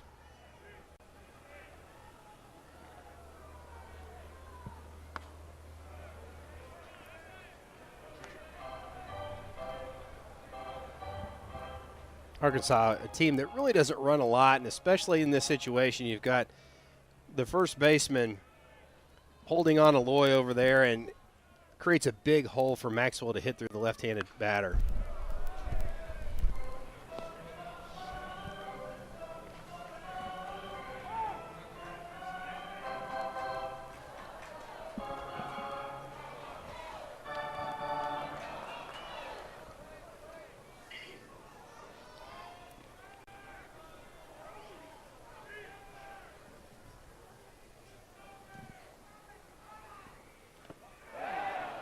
Got him swinging. Trying to back pick there. Aloy at first. Back in standing up. Really good breaking ball. Back foot breaking ball right there by Jacoby. And again, just Hernandez being that true backstop right there, just smothered it.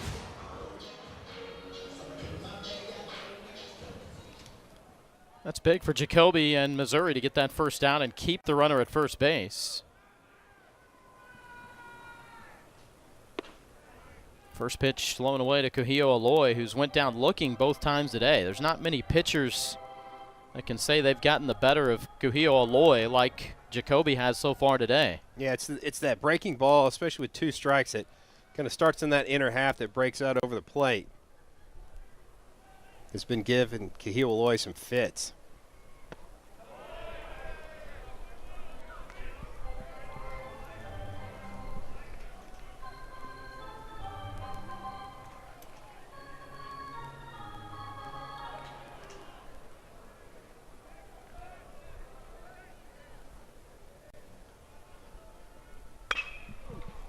Chopped foul. You don't want to stick your bare hand out to get that one today. Yeah, I think you just wait till that rolls to a stop and then you grab it.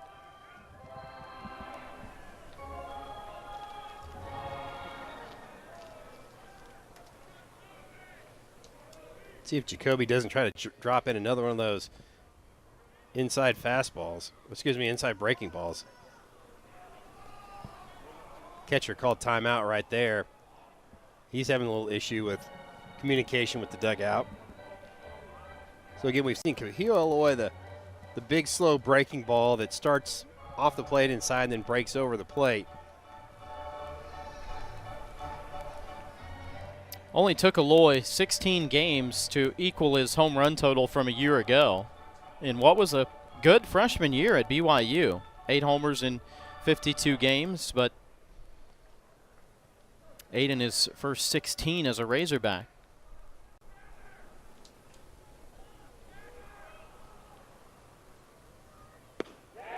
Check swing, down to first. They say yes.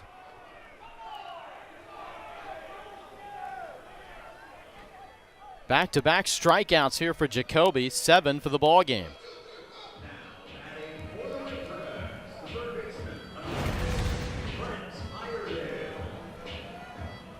Yep.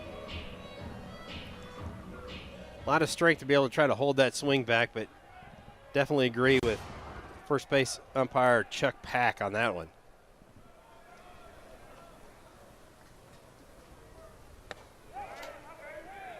Shift on here for Iredale. And with Cerna holding the runner at first, just a void on the right side. I think Missouri will just take, if they can get Iredale to hit a single to right field, they're going to feel pretty lucky.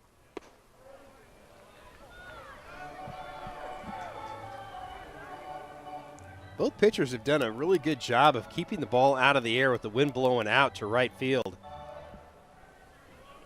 A lot of strikeouts, a lot of ground balls.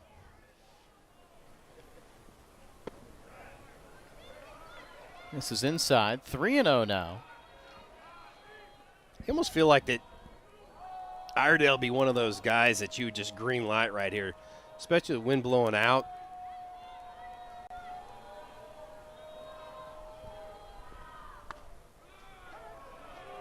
Strike on the upper inside corner. He'll be ready for this next pitch. Was reached safely both times today, a hit by pitch and an infield single.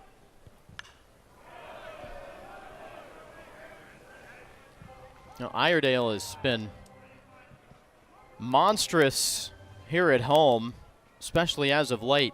In his last 9 home starts, 26 RBI.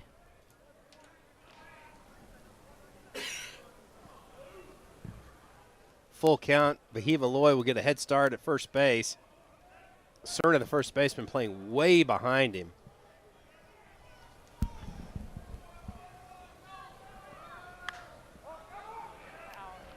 Popped up off the hands.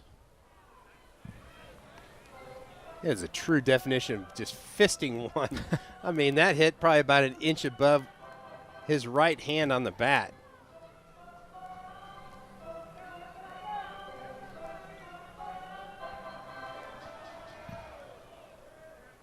Certainly the first baseman is not going to let Aloy get such a big lead. He's going to play right behind him. He had a monster lead. He was about a third of the way to second base. This is a towering fly ball that is gone.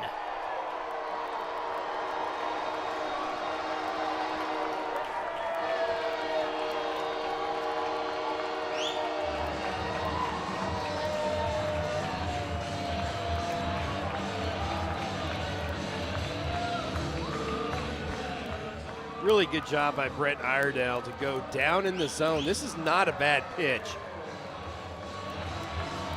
Gets a little bend in the knees to go down and get that baseball. Almost just looked like he flicked it out into left field. Watch where this pitch ends up. It is down in the zone and away, and he just goes and hammers that baseball. 105 exit velocity, 390-foot home run out into the hog pen. Ties Vahiva Aloy now for the team lead. 10 homers on the year. 45 RBI now to lead the club.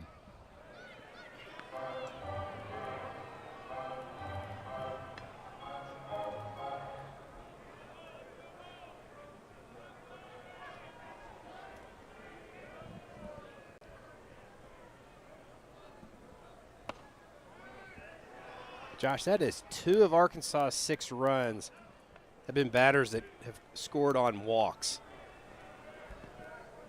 Logan Maxwell walked in the first inning, came around to score. Vahiva Aloy here in the 4th.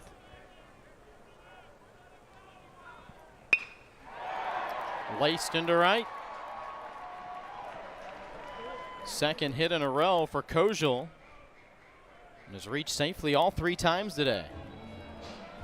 As that pitch count continues to run up for Caden Jacoby in just his 3rd start of the year. Josh, I said it earlier in the game that the approach of these Arkansas hitters has been so impressive, especially the 2nd and the 3rd time through. They've made just tremendous adjustments and have had a ton of production in that 3rd and 4th inning all season long.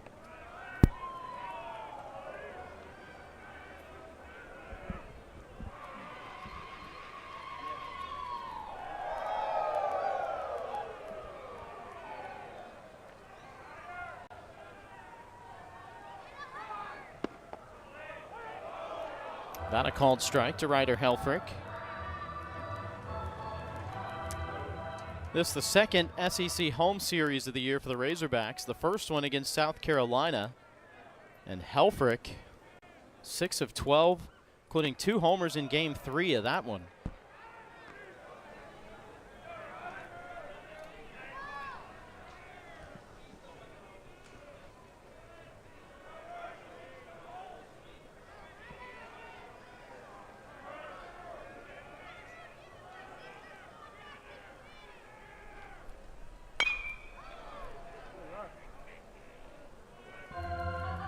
(6-2) Razorbacks. Out hitting the Tigers 7-2. Hogs brought 8 to the plate in the 1st and 3rd innings. They were retired in order in the 2nd, and Helfrich is the 6th batter here in the 4th.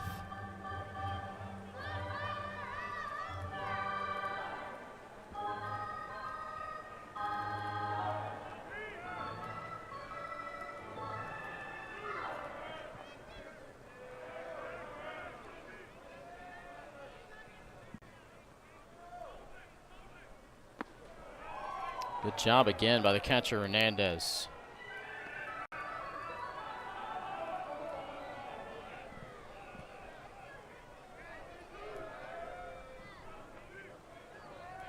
You can see the rain still continues to come down. I don't think it's ever stopped all game long.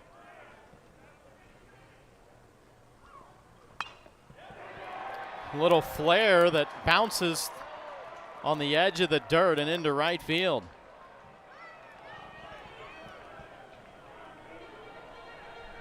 I think they're going to have to give Ryder Helfrich a hard time. How about exit velocity of 57 miles an hour on the base hit to right field? Talk about a cue shot right off the end of the bat. Talking about looping one when you don't even get it out into the grass. That is a seeing eye single. He could have thrown it from his knees faster than that. Made it through.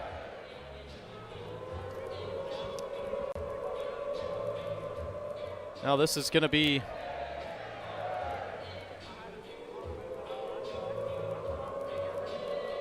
a 2nd visit to the mound for Jackson today. They've had activity going in the bullpen for some time now. Jacoby in his third start of the year. You see the pitch count at 102 now. As the Razorbacks are working fourth time through the lineup, and it will indeed be a pitcher change. We'll formally introduce you to the new man on the mound when we come back. Razorbacks in front, 6-2. Well, tomorrow, number 23 Vanderbilt and Florida finish up their three-game series on the SEC Network. Coverage begins at noon Eastern from Gainesville. New man on the mound for the Missouri Tigers. Right-hander Ben Smith takes over. Yeah, Smith 18 innings on the season. 23 punch-outs in those 18 innings, only 8 walks. The right-hander, he'll sit mid to upper 80s with that fastball, kind of the same type of release slot as Jacoby. He'll mix in a slider and a changeup as well. Again, when he's on, you're going to see a lot of ground balls. That fastball's got some pretty good sink on it. Team leading 16th appearance out of the bullpen. Next closest is 11 relief appearances. I think if you're Nolan Souza, you want to be aggressive here early on in this at-bat.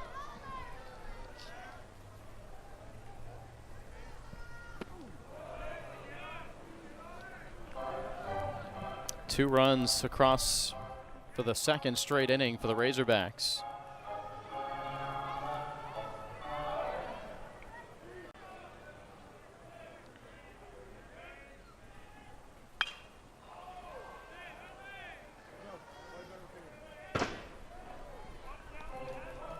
Couple back-to-back really slow breaking balls in the mid-70s.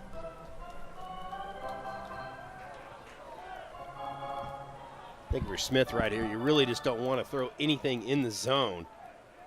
Don't be afraid to block when you got a catcher in Hernandez back there can block anything.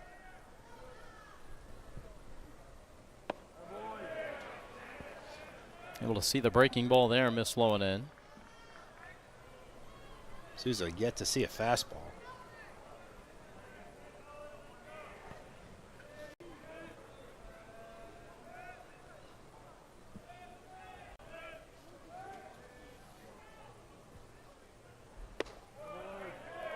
Just outside, count even at 2. I feel like that was the show me fastball right there. He just put that one off the edge of the plate.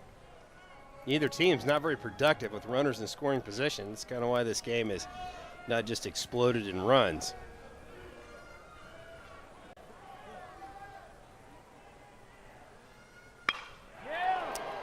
Turned on and laced out a play down the right field side. I think if you're Souza, you've got to see the breaking ball up in the zone. Anything that starts about belt high is going to end up down around your toes. Missouri's got the first baseman, Cerna, really close to that line at first base, trying to take away that double.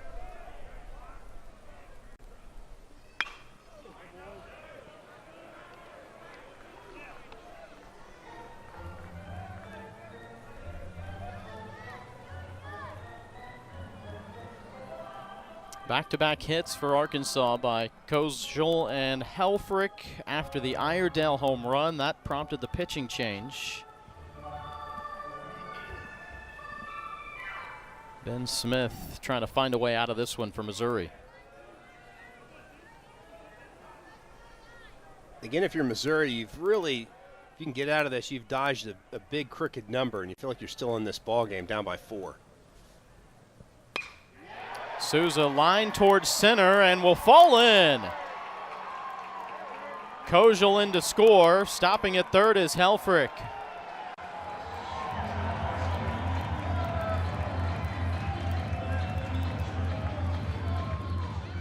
Much better looking at bat for Nolan Souza third time around. Yeah, it looked like the fastball that Smith was trying to just catch Souza on. That ball almost gets past Pierre out in center field, but a really good swing by Nolan Souza. It's going to make a lot of people in the Arkansas dugout happy seeing the big Hawaiian left-hander starting to swing the bat better.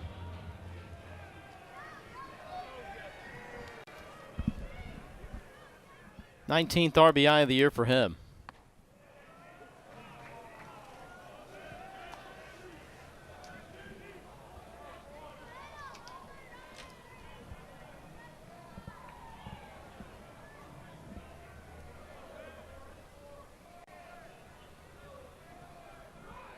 Runner going. They'll just let him go. Not going to take the chance of the runner from third breaking for home or a potential overthrow.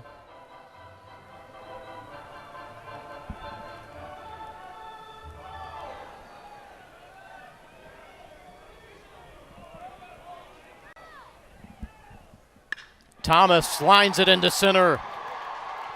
Helfrich is in. Here comes Souza. Thomas trying to take second and will. Back-to-back two-out RBI base knocks.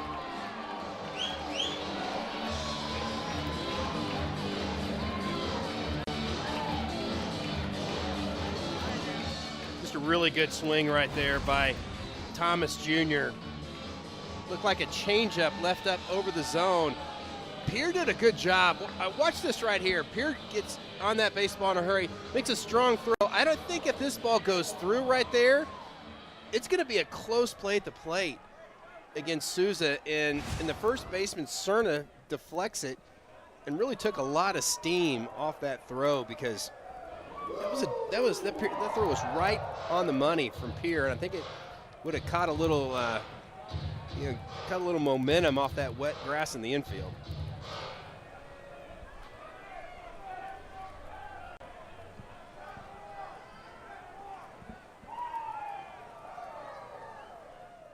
Dabble on first pitch, hammered to right center, and on the move in the gap, Caden Pierre able to run it down. The offense got going, though, early in the inning with one big swing. How about with 2 outs? Brent Iredale just leaning back and just unloading on a bomb 2-run homer for the Australian. Rainy day in northwest Arkansas, but the offense heats up for the Razorbacks. How about 5 runs in that 4th inning and 5 consecutive 2-out hits, Troy? Yeah, that's, again, talking about how Arkansas just really reacts in that 3rd and 4th inning. Just the production all season long. Great job so far by Zach Root. Not really a bad job at all by Caden Jacoby.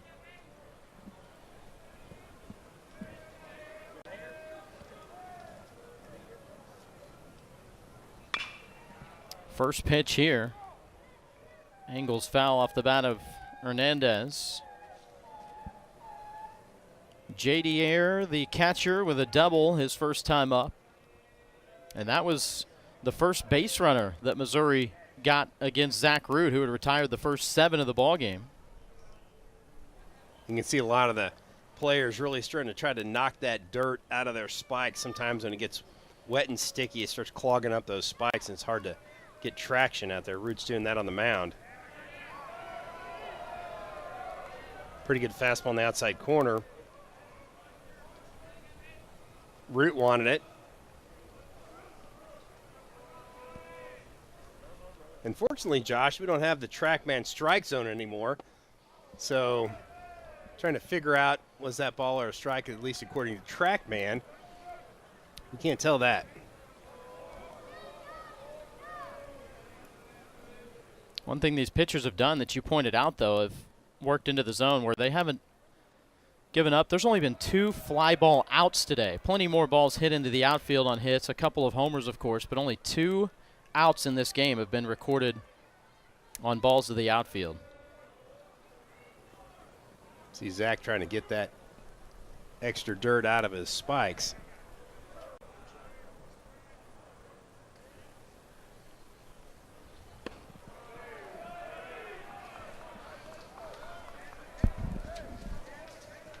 Good at bat by Hernandez right there. When you're trying to claw your way back in from a 7-run deficit, that's what you have to do. You just have to get guys on base, and you can't hit a 7-run homer with nobody on. So nice patience right there by Hernandez after being aggressive on that first pitch.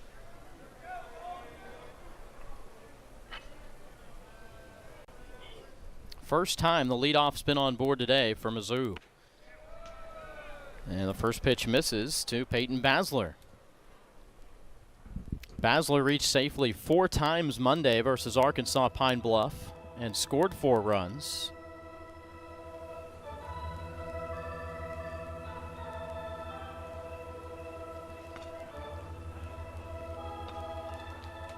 You can't tell. There's nobody down the Arkansas bullpen, but they could be warming up indoors.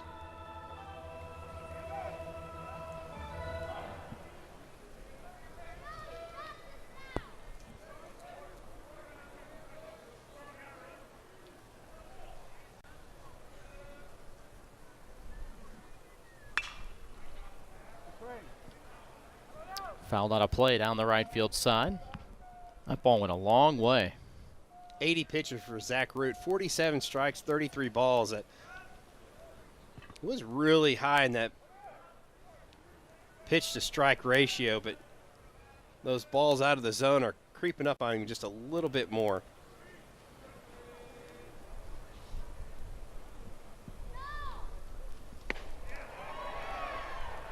Swing and a miss, 1-2. Peyton Basler, his father Michael was his high school coach. Highly respected coach in the state of Kansas. His sister Brady, softball player at Arkansas Tech.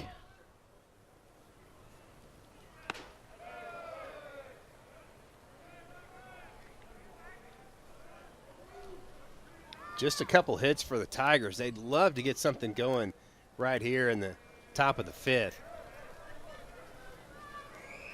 Arkansas does have a right-hander warming up.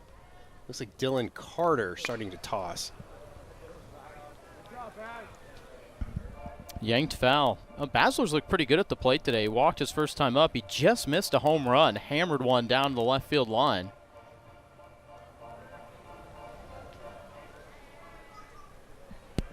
Seems really balanced at the plate, not out over that front foot.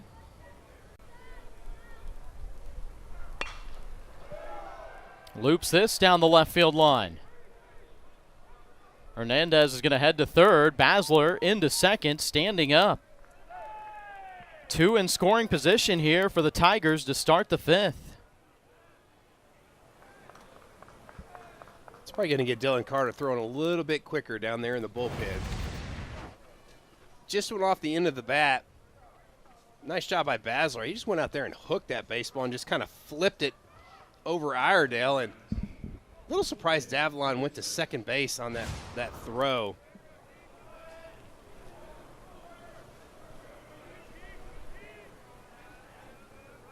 This will be third time through now as Keegan Knutson steps up. He goes after the first pitch. Doubled his last time up to drive in a run.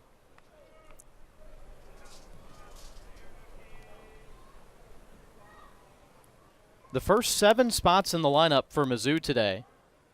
1 of 13. The lone hit coming from this guy, Knutson.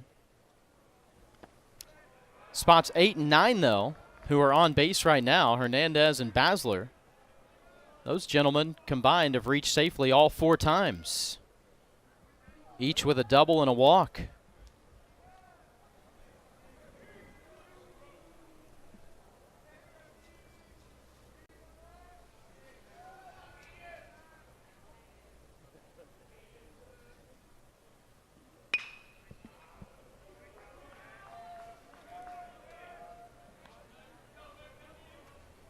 Knutson has settled in recently as the primary second baseman after playing mostly at third prior.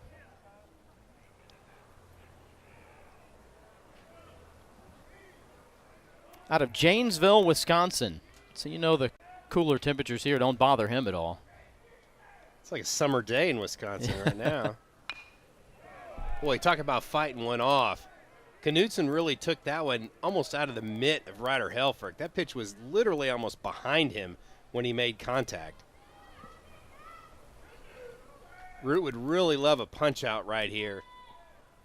Got a lot of different choices. The back foot breaking ball, or maybe ride that fastball up and out. Lifted up into right field. Maxwell's got it. Deep enough, though, to allow the runner to tag. A sac fly for Keegan Knutson, his second RBI of the game, 11th of the season. With a big lead, though, I think Arkansas will gladly trade an out for a run in that spot. Yeah, I think so. And then, you know, it was hit pretty deep. No chance really for Maxwell to try to stay behind that ball and throw the Runner out at the plate, and a free base runner right there by Zach Root. The walk to Hernandez comes around and scores. They just come back to haunt pitchers, especially that leadoff walk. Low and away on the first pitch to Caden Peer. He drove in a run last time up. 0 for 2 officially today. This might be Root's last batter. Got a left-on-left matchup. He's at 90 pitches on a cold, wet night. High in the air to left. Davalon, a long run to make. Makes the catch. Will hold the runner at second. We just continue to slice away from Davalon, and every time he thought he had a beat on it, he had to hit it into another gear.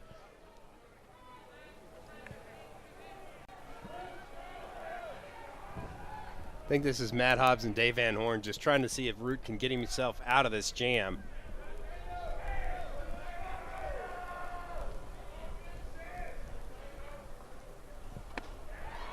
Gets a swing and a miss to Mateo Cerna, first pitch. Now, Root has gone at least 5 innings in 6 of his 7 starts this year. The lone exception to that was at Ole Miss in the SEC opener, where he only went 3.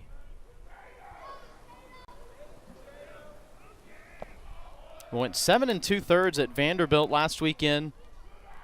7 against South Carolina here at home in the complete game run rule victory.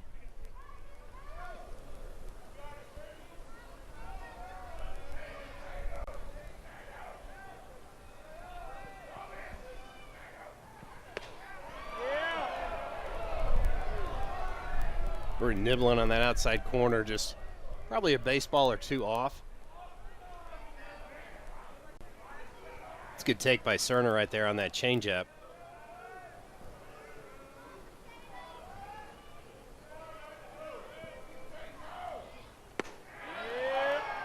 Called strike.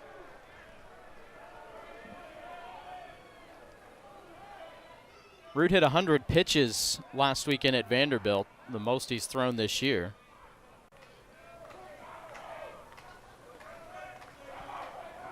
Here comes pitch 96. It's 2-2. A little flinch, but able to hold up. You can see how Ryder Helfrich really liked that pitch. Kind of looked in the dugout and gave everybody in there a nod.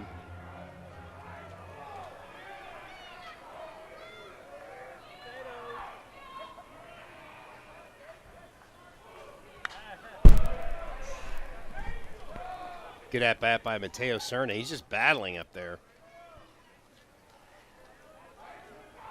Taking a couple borderline pitches, fouling off some good pitcher's pitch right there. They really like this sophomore, native of Florida. Coach Jackson said that he's one of the guys that really identifies where they're going with this program, where they're trying to take it. Zach Root, though, wins the battle here. It was a tough out, but able to get it.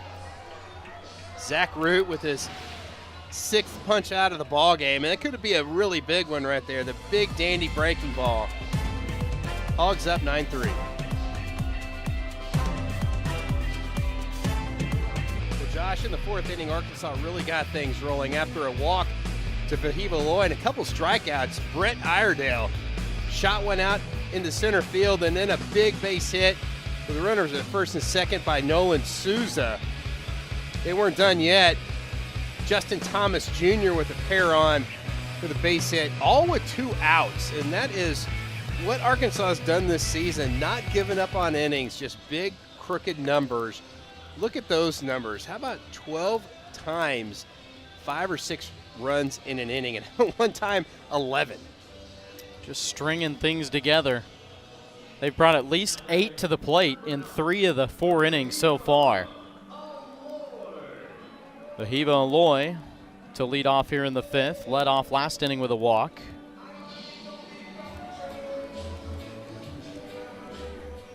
Up to that point, you felt like that Missouri had just dodged those big innings by Arkansas, and that one just kind of exploded with 2 outs.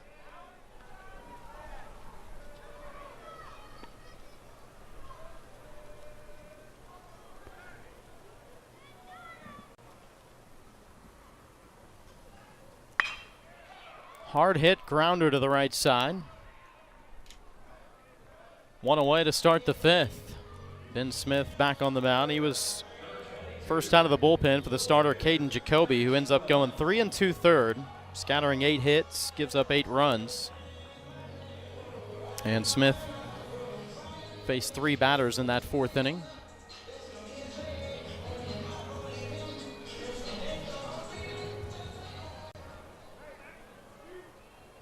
Ben Smith out of Springfield, Missouri, Springfield Catholic High School. The starter, Caden Jacoby, finished with 7 strikeouts, 1 shy of his career high.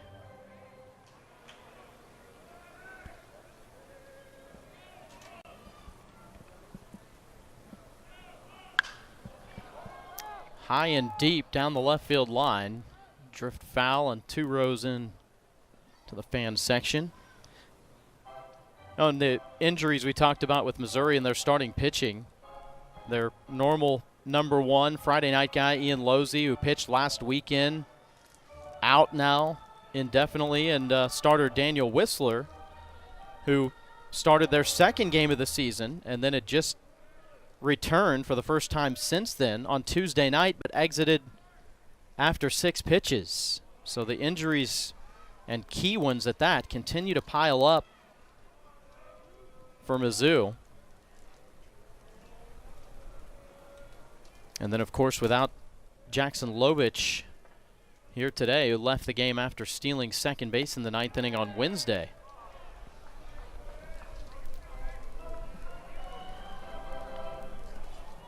And that's a big injury. Lovich, the first baseman for Missouri, he was really swinging the bat well, leading this team in average at .368, 7 home runs.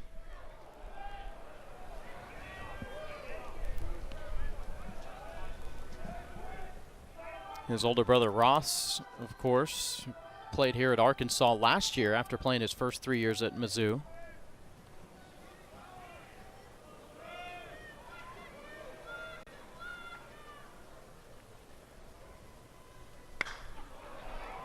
Logan Maxwell is just getting out and hooking some baseballs. Some nice souvenirs for the fans. An all Big 12 selection last year at TCU. Missouri playing Logan Maxwell pretty straight away.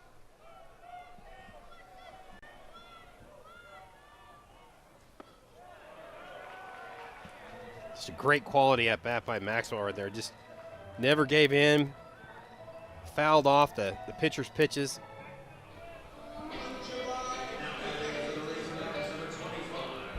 It was the 5th walk issued out by Missouri pitchers. 2 of those walks have come around to score for Arkansas.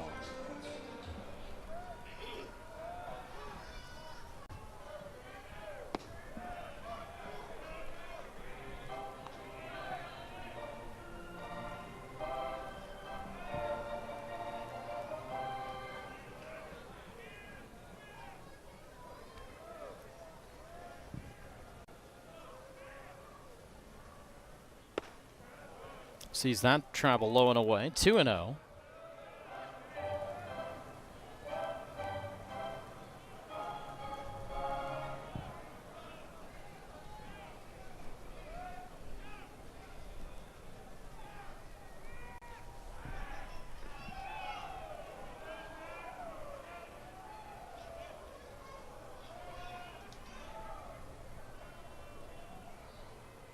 Today, only the 3rd time this year that Aloy has struck out 3 times in one ball game.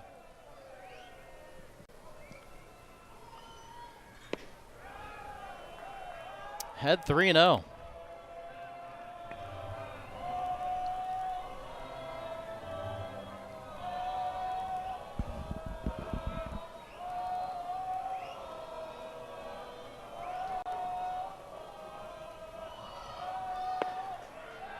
Four-pitch walk. Back-to-back free passes and 2 aboard with 1 out.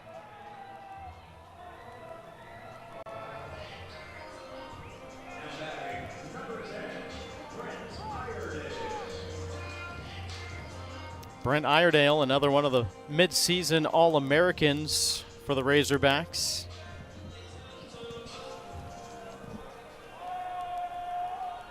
How about 9 RBI and 2 homers for Iredale in the SEC home opening series against South Carolina. Check swing, appeal to first, says yes he did.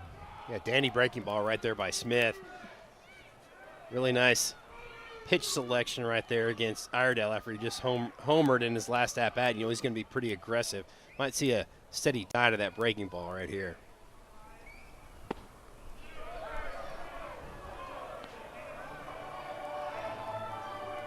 Coming from New Mexico Junior College, 2-time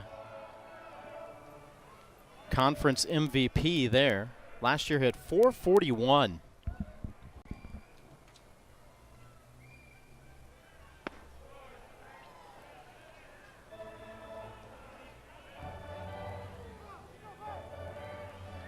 You can see Smith really trying to bury that fastball down in the zone, trying to induce a double play.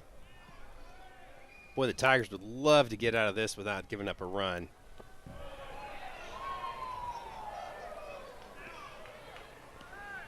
Hernandez again doing a good job back there.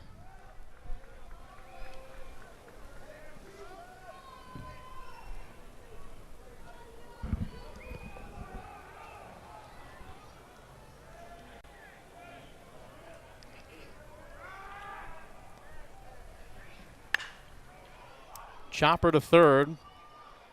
And throwing to second. Kozeal Aloy didn't run on the play. Or Logan Maxwell didn't. Everything was all bottled up there at second. I think Logan Maxwell forgot that there was a base runner behind him.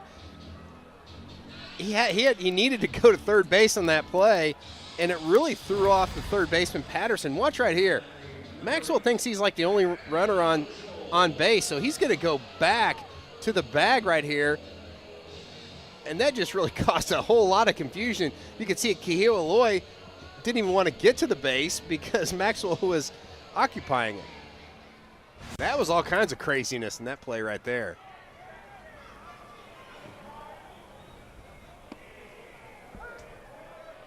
Yeah, and you wonder if, you mentioned, I think it definitely threw Patterson off. If he would have ran and tagged third, there would have been no chance at a double play. So you wonder if he was thinking 2 on that play or not.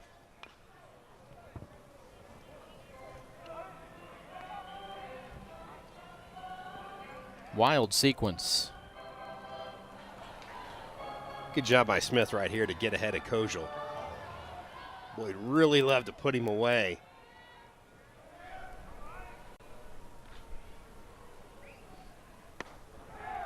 Great pitch, but a great take. You always look at pitchers with what their 0-2 pitch is going to look like. That was a very competitive 0-2 pitch.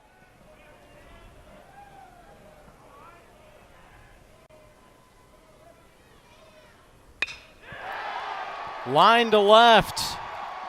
Maxwell in to score. Here comes Kozeal Aloy. Kozeal with his 3rd hit of the afternoon.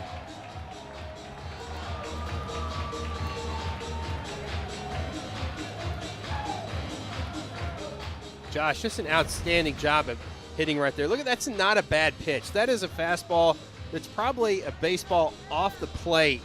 And Kozeal just shoots that one out to the left. You can see it really take off in that wet grass. Easily scores a pair of runs in Maxwell and Kozeal Aloy.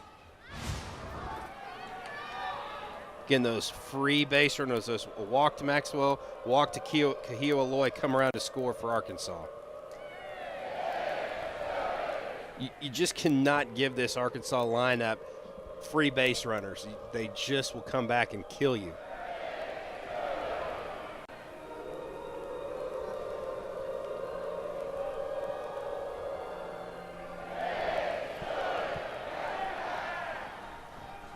Pushing the lead to 8 runs now. 11 hits in the ball game. That's going to be a pitching change for the Tigers. Mizzou going to the bullpen for the second time today. We'll tell you who the new man on the mound is when we come back.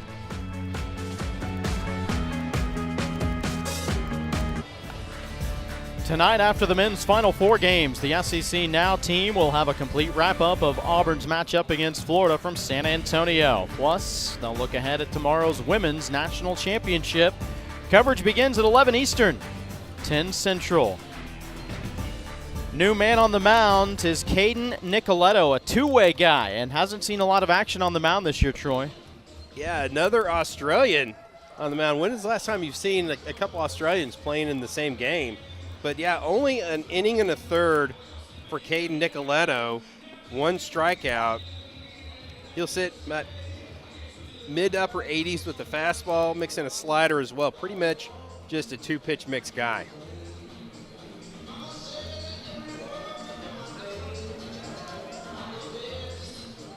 There you go. The first native-born Australian on the Arkansas roster, Brent Iredale.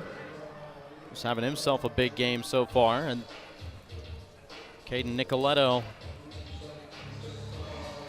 he's had a good bat this year too. Nicoletto, 347 hitter, so that's a guy that really proved to be valuable.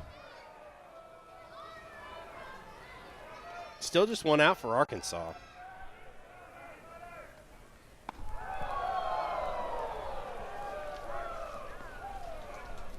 Looking for Ryder Helfrich to try to slow that heartbeat down and really kind of think up the middle the other way. Nicoletto's pretty much not going to blow you away with a fastball.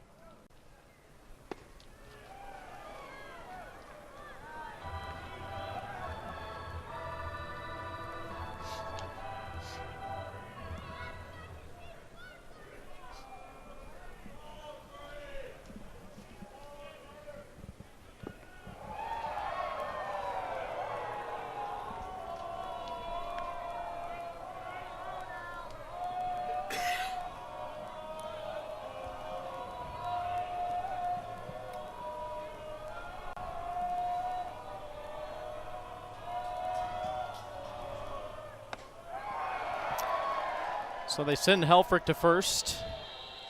They were going to be cautious to him anyway with first open, but they like this matchup a little bit better with Souza, but still, it could be a much different situation. The first error of this ball game committed earlier in the inning. What a difference that makes. If Patterson goes to third base and gets the outs, now they only have 1 more out to get in this inning. I think Sousa's going to see a steady diet of breaking balls. I saw one right there.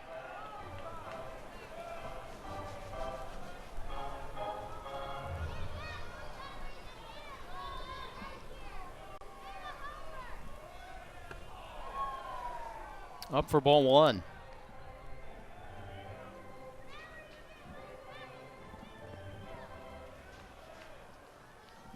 If you're Sousa, you just don't want to roll over this ball towards second base. You got to drive this ball to left center field.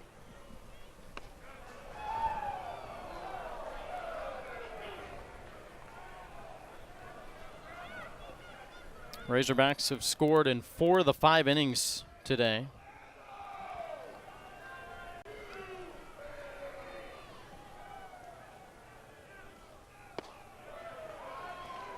Three and 1 now.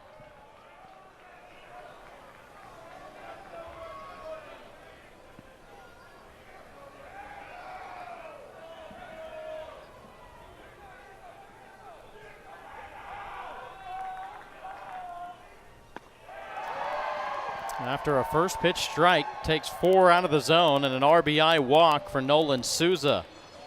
20th RBI of the year.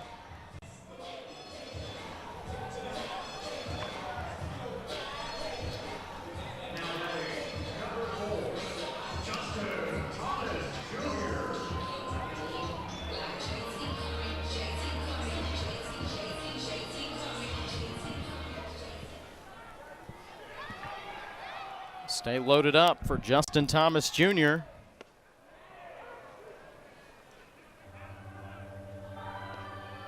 He capped off the 5 straight 2-out hits last inning with a 2 RBI base knock to center.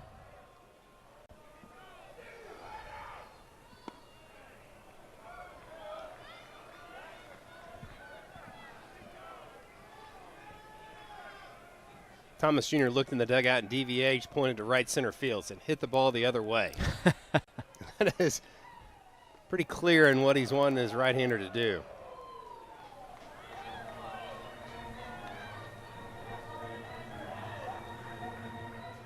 How about 37 extra base hits last year for Justin Thomas Jr. at Florida Southwestern State? Thomas Jr. started his career at Georgia. Outside for a ball, yep. Spent the 2023 season there. If you're Thomas Jr., you just got to see this ball up in the zone.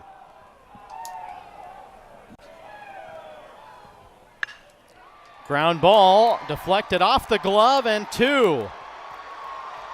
2 in to score.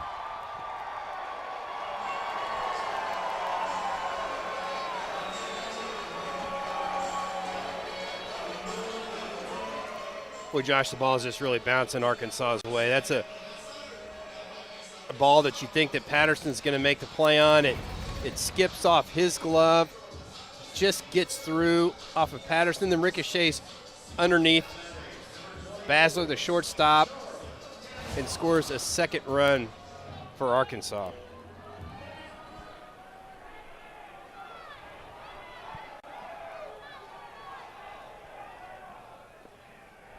You don't see very many plays where the batted ball touches third, short, and the left fielder. That one did. He'll get credit for 1 RBI, and then they'll score an error to the shortstop. Davalon skies one up into center. Pierre makes the catch, and the runners will stay put.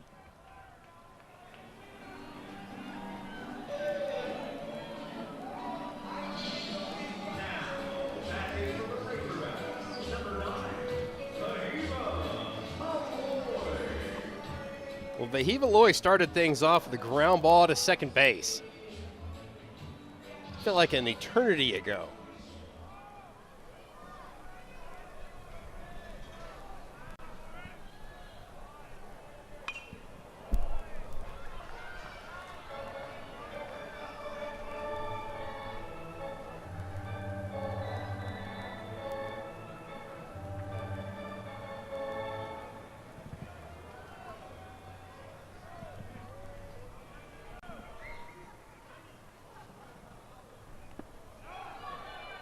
Hernandez, it might be overshadowed with the score right now, but he has been awesome behind the plate today. He has been truly a human backstop back there. There is not one baseball that's gotten by him, and he's made some stops that are just truly athletic back there. There's some pitches early on this ball game that were in the left-hand batter's box.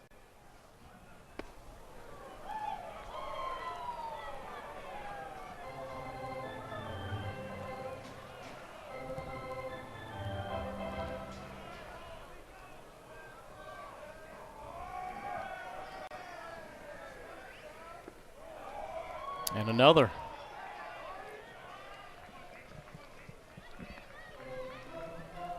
After this long inning, you really have to feel like that's Zach Root's done, and Arkansas is going to bring in Dylan Carter. He's been warming up pretty steadily in the bullpen. It looks like he's definitely going to come in this ball game. Popped up to the right side. Wind pushing it foul. And making the catch, Mateo Serna to retire the side. Razorbacks get 5 for the second straight inning. Push the lead to 11. Josh, another quality start by Zach Root. And again, he talks about that he's just going to put his body out there on the line every start that he makes. And the breaking ball was working good. The fastball command wasn't quite as spot on as it's been, but boy, that's a really nice line. 5 innings, only the 3 hits. Really gave his team a chance to put some big numbers up on the board, and just start after start, Zach Root is just absolutely solid here in the SEC. Yeah, that's 7 of 8 this year where he's gone at least 5 innings. He'll turn things over to Dylan Carter, and they've really liked to complement Root with Carter. Why do they pair so well together? Yeah, I think so. Carter is just a lot different look. He's going to run that fastball anywhere from about 92. I think he's at 96 this season. A couple miles an hour faster after Tommy John surgery than before. The slider's sharp. That's the one he needs to land. When he can land the slider, he is really effective. Will make his 12th appearance out of the bullpen. That is the team lead.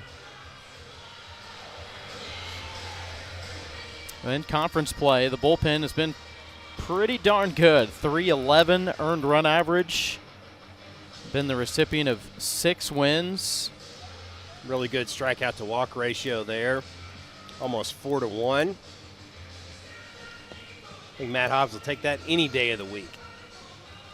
And the bullpen overall this year, a 322 in all games.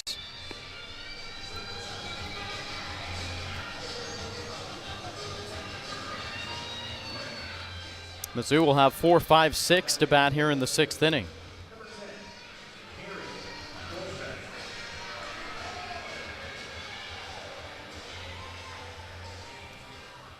Garrett Goldbeck, his dad Matt, his coach in junior college at Kansas City, Kansas.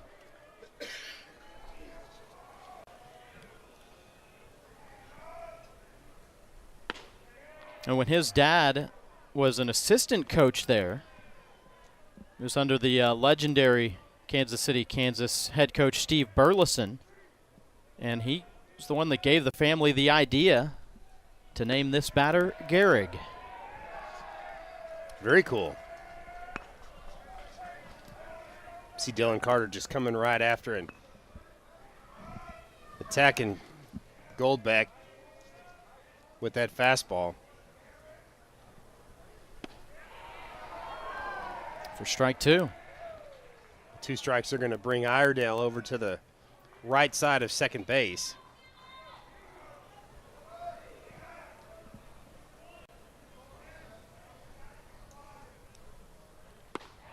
Called strike 3. That's that sharp slider that when Dylan Carter has that one on, it's pretty nasty. Watch the life out of that just late break. A lot of top to bottom break, not a lot of horizontal break out of that pitch.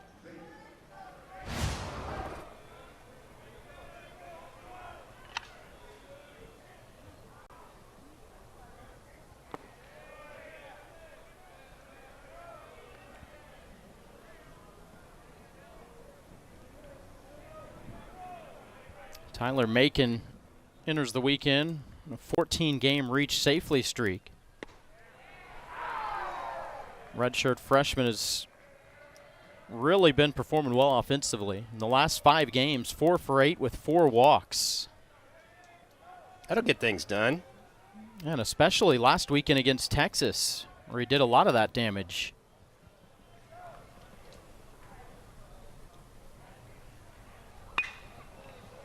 Cranked foul. And right back into the field of play.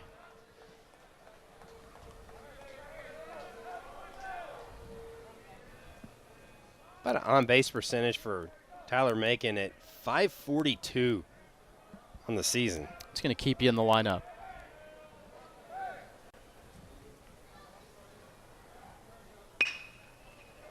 Grounded to third, picked up by Iredale.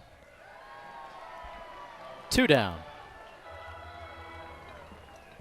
I think scouts are really starting to see the athleticism of Brett Iredale. I mean, he's not a real flashy third baseman, but he's got some really good range, and he has had a super steady, solid glove this season for the Razorbacks over at the hot corner.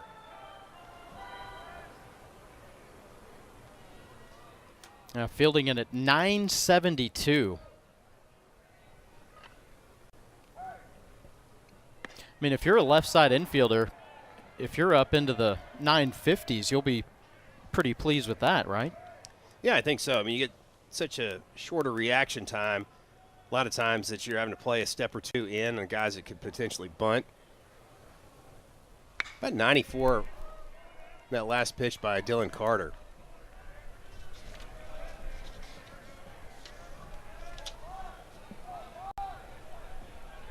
Arkansas does have Will McIntyre tossing down there. Might see McIntyre in the next inning, depending on what happens right here with Dylan Carter. Called strike 3. Carter in control of his stuff.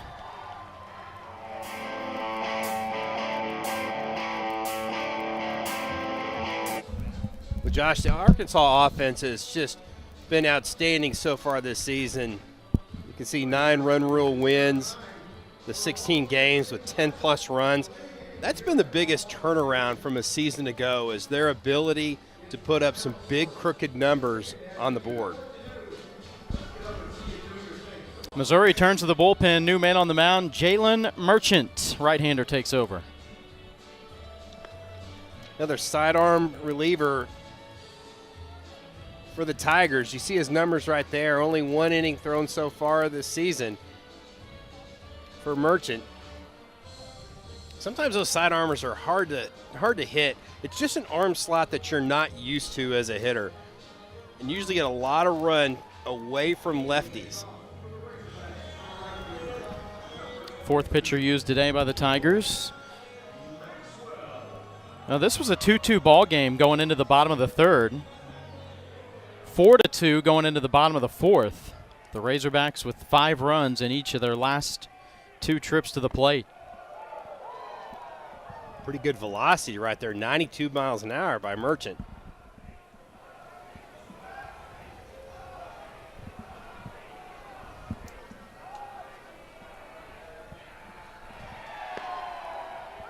He's one of those guys you just almost call he's a slinger up there, Josh. He just kind of has a lot of whip in that right arm.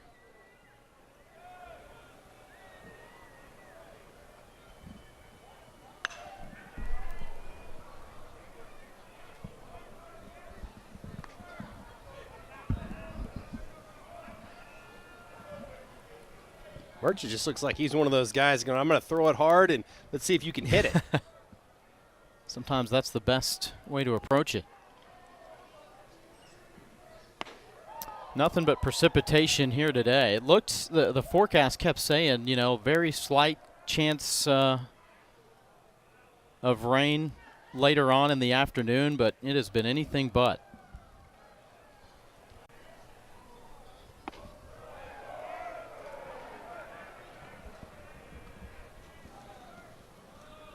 Just one of those head scratchers because you look at the radar and there's nothing on the radar, and all game long you've had this kind of heavy mist here at Baum-Walker Stadium. And that has been the Achilles heel. The arm is definitely electric for Merchant, but just that command of that fastball is what's just eluding him so far this season.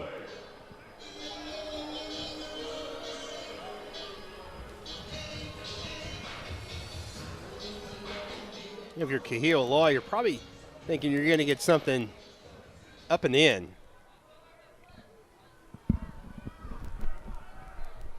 Kozeal walked last time up.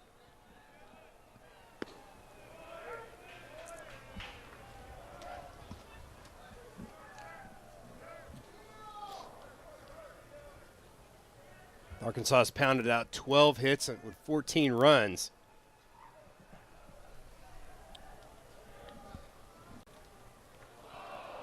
Hit him.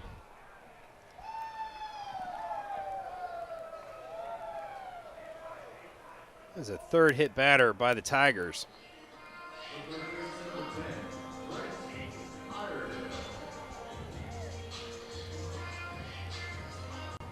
He's going to bring out Carson Bowles to pinch run for Logan Maxwell. I think it's a good move right there. Maxwell's kind of always had a little bit of an issue with that tight hamstring and being a cold, wet day. That's a good call, yep. Let Bowles go in, who's a really fast base runner and also a good defender out in the outfield.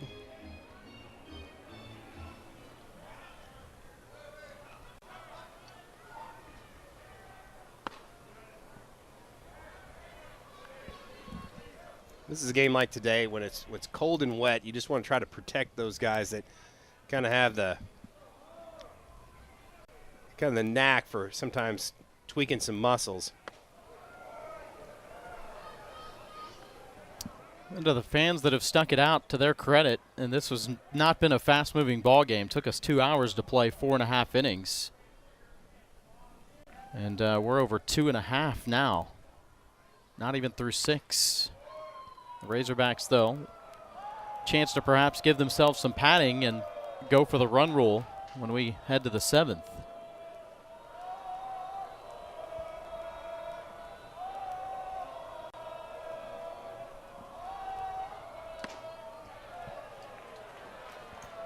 Four-pitch walk, and it's 3 free passes here to start the bottom of the 6th.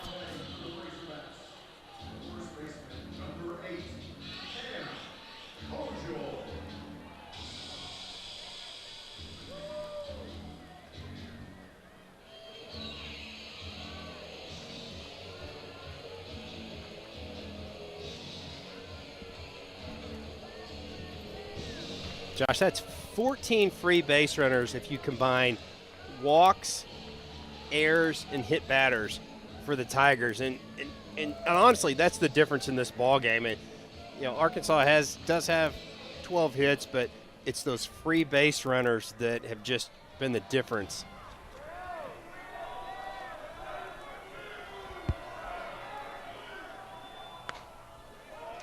First pitch strike to Kozeal, who has got 3 hits in a row, including a 2 RBI double last inning.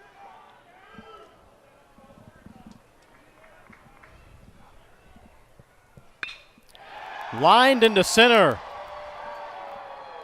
Bowles into score right behind him. Kozeal Aloy. Have a day, Cam Kozeal. How about 3 singles, a double, and a walk? 5 RBI to go along with it, and it's 16-3. Really kept his head down. Nice compact swing. Everybody had to freeze to make sure that ball wasn't caught on the line drive.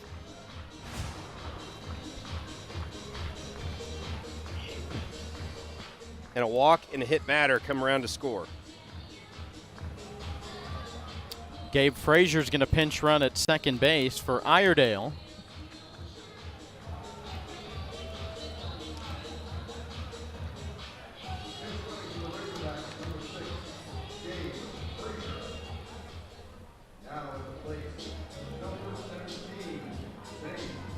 And Zane Becker's going to pinch hit for Ryder Helfrich and going in catch. Becker's made good use of his opportunities this year. .318 hitter, 7 of 22 at the plate. Still no outs for Arkansas.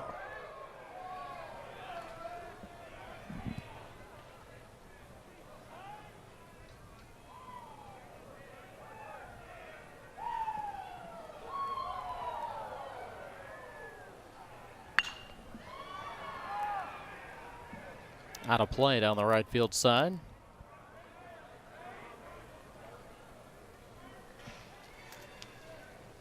Becker out of Flower Mound, Texas.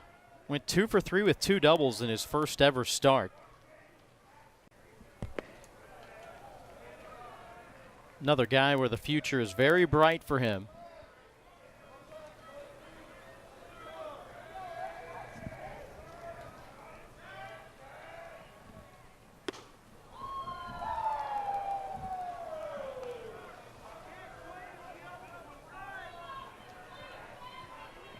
Head 3-1.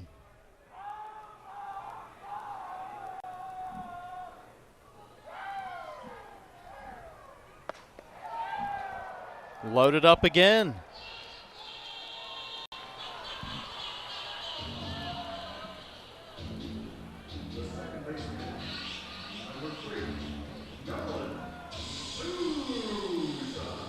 With the game kind of out of hand right now, they were trying to give Merchant some valuable time there and try to save as much of the bullpen as they can for tomorrow's doubleheader, but they're going to have to make another change, it would appear, here. you can definitely tell that the talent level's there for Merchant. It's a really live arm. It's just going to have to get him some more time on the mound. And you're right, that's a great situation for him to come in. I think it's going to be a great learning experience for him. And I tell you, you can just tell when guys have ability, and he does. We're back to Fayetteville in just a moment. Hogs with the bases loaded in the 6th. What do you got there, Larry? Time machine? You gonna go back and see how the pyramids were built or something? Nope. Ellen and I want to go on vacation, so I'm going to go back to last week and buy a winning lottery ticket. Can I come? Only room for one. How am I getting home? Sitting on my lap like last time, Ronald. Fine, but I'm bringing this. All right. Or you could try one of these savings options. The right money moves aren't as far-fetched as you think. There it is. See? Told you it's going to all work out. Thanks, future me. Curiosity is a question at the edge of every thought. What's that called, Mom? Vitiligo. I think I did pretty good. That's so cool. With vitiligo, curiosity asks, So if your color can go away, can it ever come back? curiosity is calling. Will you answer? Discover what's possible at vitiligo.com. Caden Drew, another lefty, takes over on the mound. Second left-hander and 5th pitcher overall today. Yeah, Drew's gone 27 and 2/3 innings. See the 20 punch outs, only 11 walks. Fastball is gonna sit in the mid-80s. I think the best pitch that Drew has is a really good changeup. You might see him utilize that going against right-handed batters. Got to face the lefty Souza right here. 9th appearance, 3rd time in relief.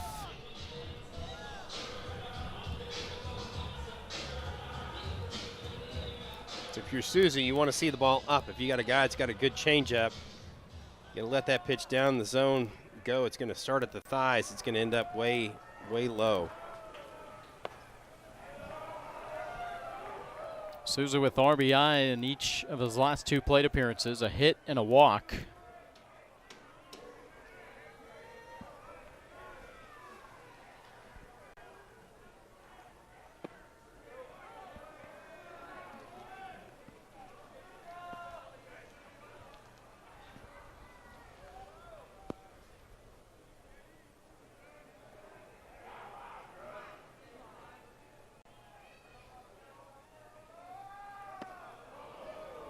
There's that changeup right there, faded right under the hands of Nolan Souza.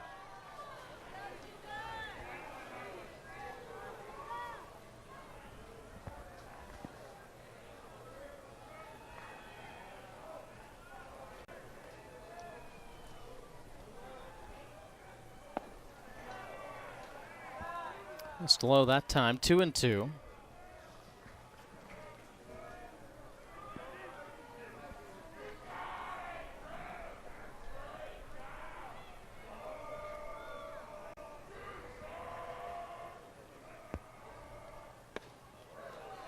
High and tight, full count with them loaded up. Came back to back with that changeup. By far, that's his best pitch. It's got some great movement, really has some good fade down into lefties.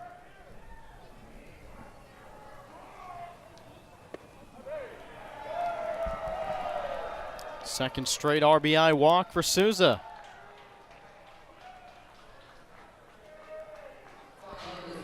And another free base runner, the walk to Iredale, comes around to score.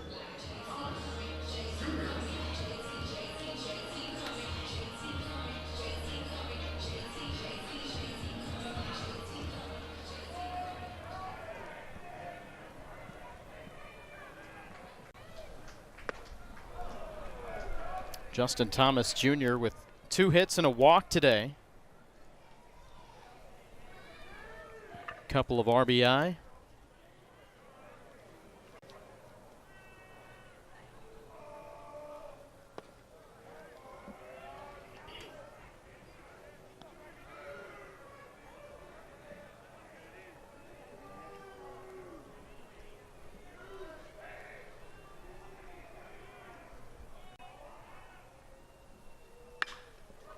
Popped out of play off to the right side.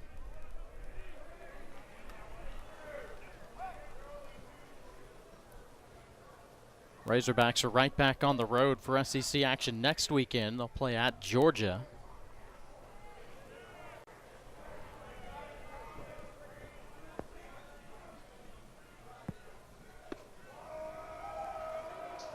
But a 27-3 start through 30 games, 8-1 in the league. It's hard not to say, yeah, I'll take that start every single time. Yeah, I think so. It's been real impressive. This Hog team has just been really steady, just kind of taking care of business for the most part. You can see that Caden Drew is just trying to nibble with that changeup on the outside corner. Just let that one fade on him just a little too much. Still no outs for Arkansas in this inning.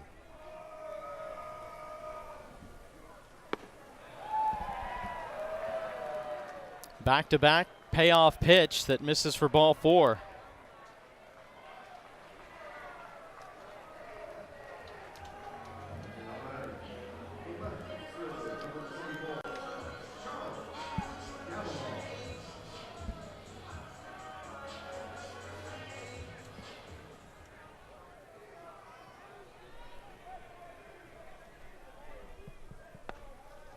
A fair amount of waiting around for the players yesterday before yesterday's game was called early afternoon, pushed to today, and then scheduled for a doubleheader tomorrow.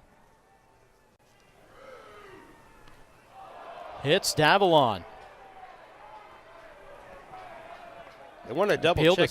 The home plate umpire Jeff Wright wanted to know did Davalon offer a swing, and the third base umpire Micah Holman said no.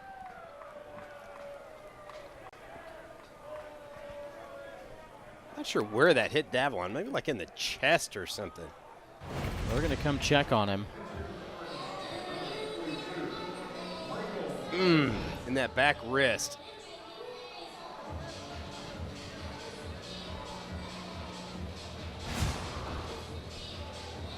That's a dangerous looking play, especially with how solid Davalon's been for you, the anchor of the lineup. Extending his hit streak to 14 games here today. And we're going to have a pinch hitter right here. Michael Anderson is going to hit. It's probably going to move. He's going to hit for Vahiva Lloyd. Probably Sousa's going to go to short.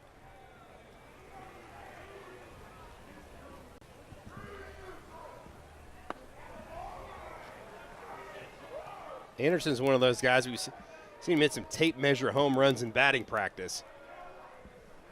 All kinds of power.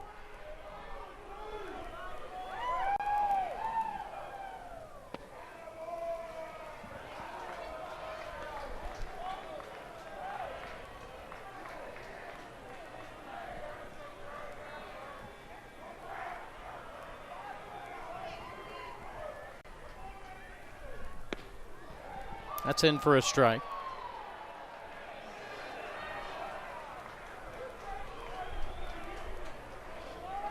He's looking for his first hit as a Razorback.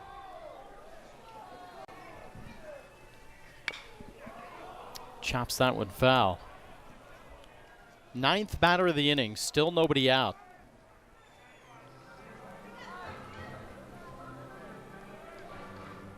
Five walks, 2 hit by pitches, and a base hit.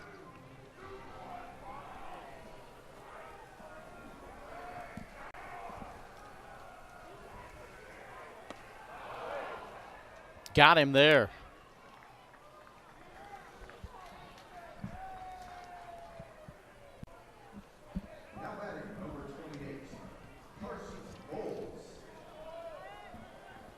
Carson Bowles, who pinch ran for the leadoff man, Logan Maxwell, earlier in the inning.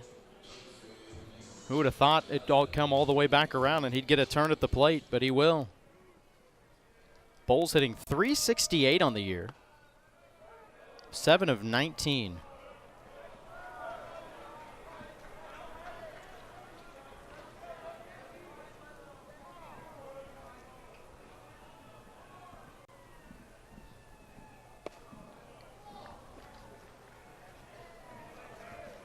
You always talk about the speed of the game, and especially talk about guys going from high school to college, and then you have a guy like Bowles going from Division II to Division I. the speed of the game has not really affected Carson Bowles at all. He has adapted very nicely even to the level of the SEC.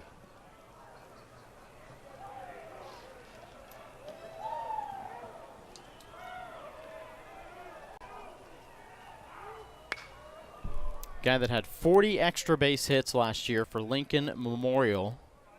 Hit .475.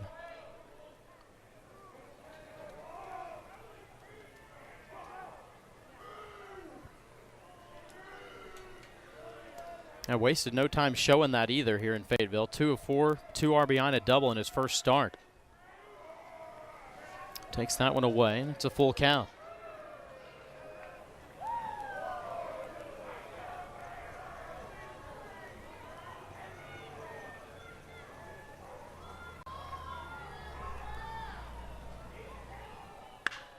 Line right back over the mound.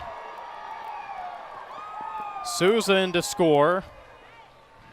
Everybody else holds up after moving up one.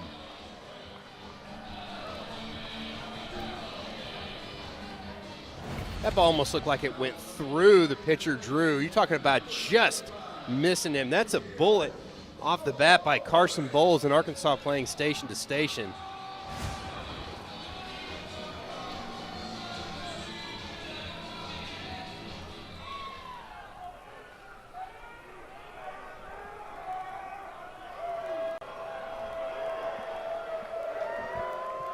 Carrick Jackson making his way out and points to the bullpen. Missouri will have to go to another reliever. Be the third pitcher used this inning. Razorbacks have scored 16 runs over the last 2 1/3 innings. We'll tell you about the new pitcher when we come back to Rainy, Arkansas. Seth McCartney is the new man on the mound for Missouri, third pitcher to be used this inning. See the numbers right there for McCartney. 7 1/3 innings. See the 9 punch-outs. He's given up quite a few hits. They're just trying to find him to throw a ground ball and get a double play and get out of this inning if you're Missouri.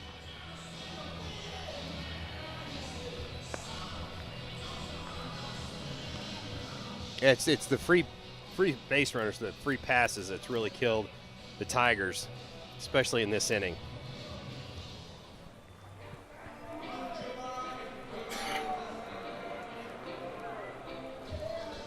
Razorbacks are making their way through 6th time through the lineup, and we've seen a handful of changes already. 4 new players entering the game this frame.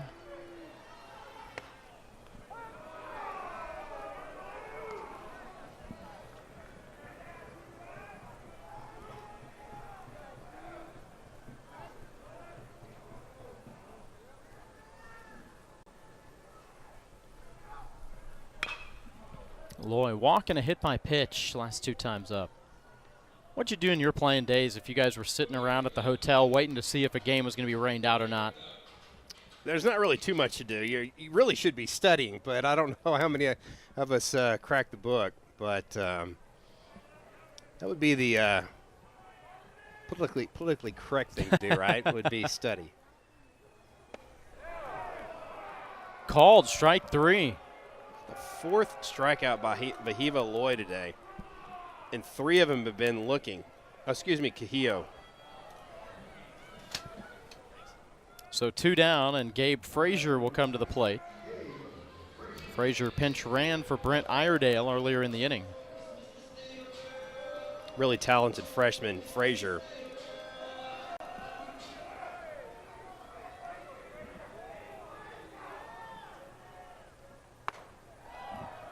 Three hits on the year, including a home run.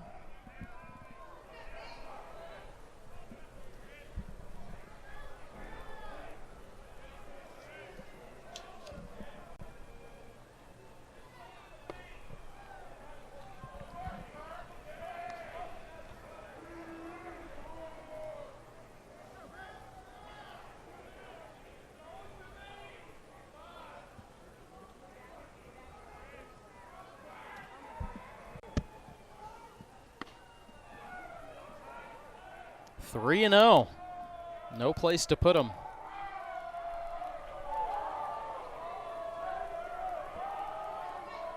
Already 2 RBI walks in this inning. And then 1 hit by pitch to drive in another.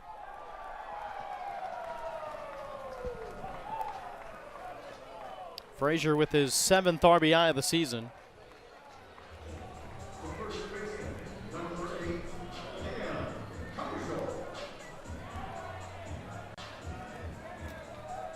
Tomorrow's doubleheader supposed to get underway at 1 o'clock, a pair of 7-inning ball games.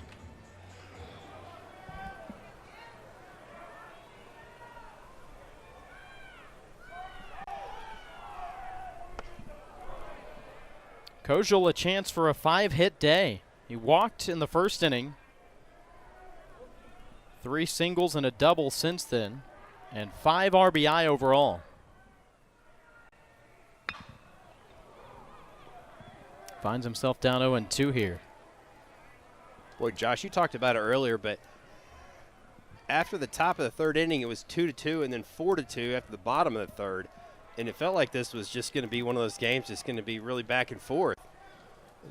Then the command of the Tigers just really kind of lost it.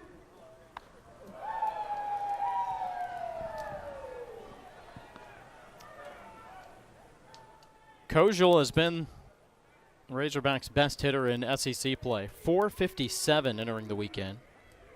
Had a monster weekend at his former team in Vanderbilt. They're in Nashville. 3 home run weekend.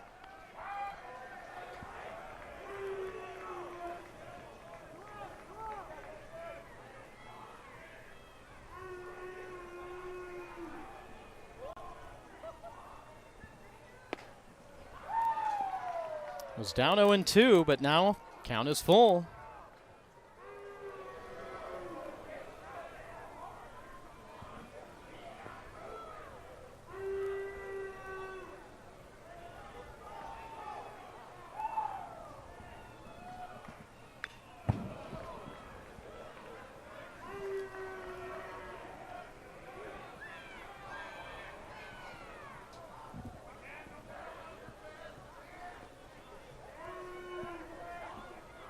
.17 runs since the beginning of the 4th inning. Those are some big cricket numbers Arkansas has put up on the board. Got him swinging, and the side finally retired. A 7-run frame, though, 21-3 Arkansas. We go to the 7th.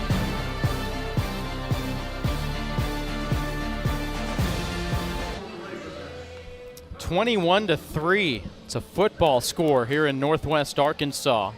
As the Razorbacks plating 17 runs over the last 3 innings, and you look at the majority of those off of walks or hit by pitch. New man on the mound is right-hander Will McIntyre. Yeah, Arkansas going to Mr. Reliable Will McIntyre. You know he's going to fill up the strike zone. You see the 14 punch-outs in 14 innings, but only 2 walks. So again, it's going to be basically a 2-pitch mix, fastball cutter. The thing McIntyre's done this season is picked up about a mile or 2 on that fastball. Was sitting about 88, now he'll sit maybe 90, 91. Throw the fastball in, the cutter away. We got all kinds of changes defensively. How about let's go around the horn. We've got Becker behind the plate, Anderson at first, Kozeal at second, Souza at short, Frazier at third base. And then you've got Bowles has come in to play right field for Logan Maxwell. If you're scoring at home, your scorebook is all kinds of marked up. Zane Becker behind the plate now, too. Chris Patterson to lead off this 7th inning. And so center and left, the only positions that are the same from the start of this ball game.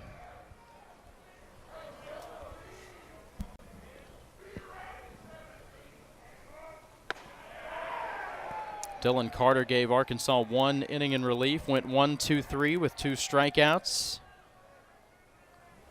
Zach Root, the starter, 5 innings.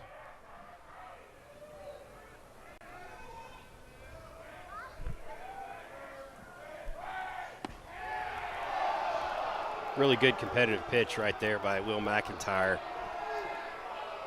Definitely probably a baseball off the plate, but that's where he wanted to throw that pitch.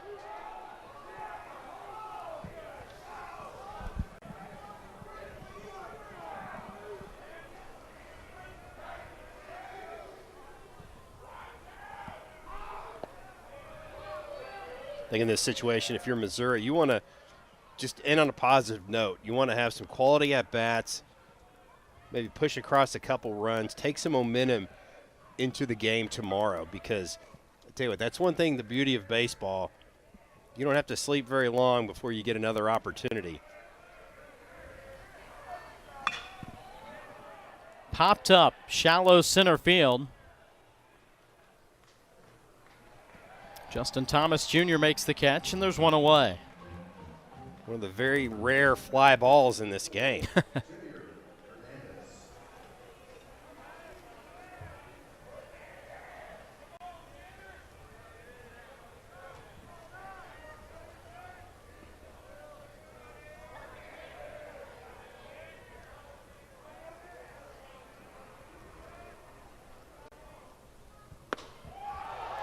Look out, lost the bat. Jadier Hernandez.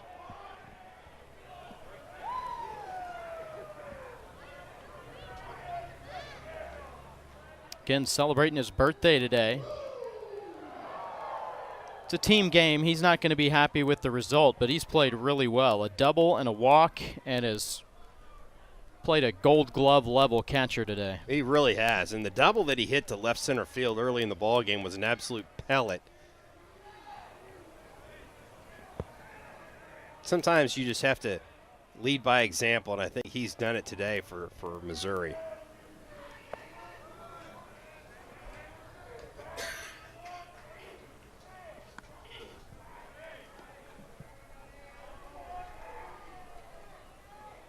You can see that rain still coming down. It just has never stopped all game long.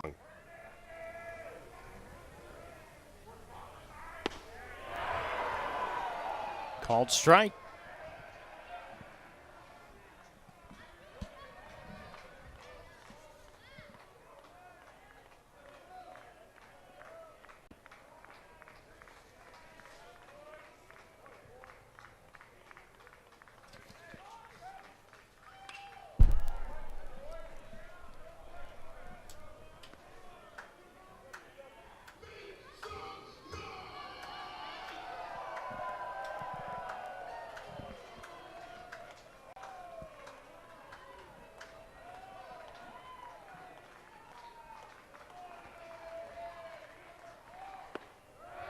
Misses down low. Razorbacks, who entered the day 19-1 at home this year. They have defended the home park well. 34-5 at home last year.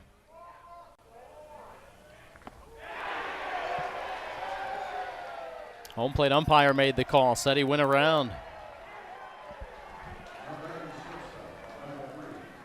Really good job by Will McIntyre. Just coming in and really filling up the strike zone. Leaning on that his best pitch, that cutter. Hernandez trying to shake it off that he didn't go, and really tough to take that pitch.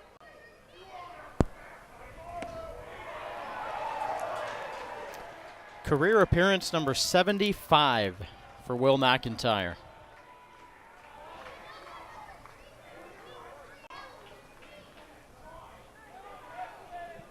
61st over the last 2.5 seasons. That's in for a strike. Tigers down to their final strike.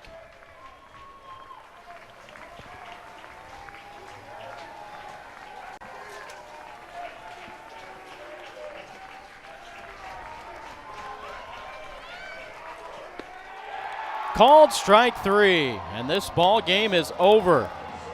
Razorbacks capitalize and win 21-3 in the series opener. Well, Josh, Zach Root really set the tone for Arkansas. Came out, spun a gem. They only gave up 3 hits. Arkansas pitchers, that was the big overhand curve by McIntyre. And again, you talk about Arkansas just really taking care of business at home. If you're Missouri, you just have to kind of flush that game. You've got 2 games to come back tomorrow, try to pick off a victory or 2. But again, Arkansas really protecting that home field at Baum-Walker Stadium. Still got pitching in very good shape, too, for tomorrow. It'll be another cold one and rainy one, but we'll try to do it again tomorrow. 2 games on tap. Thanks for being with us for this one. Final score, Razorbacks win it 21-3. For Troy Eklund and our entire crew, Josh Haley saying good night from Northwest Arkansas.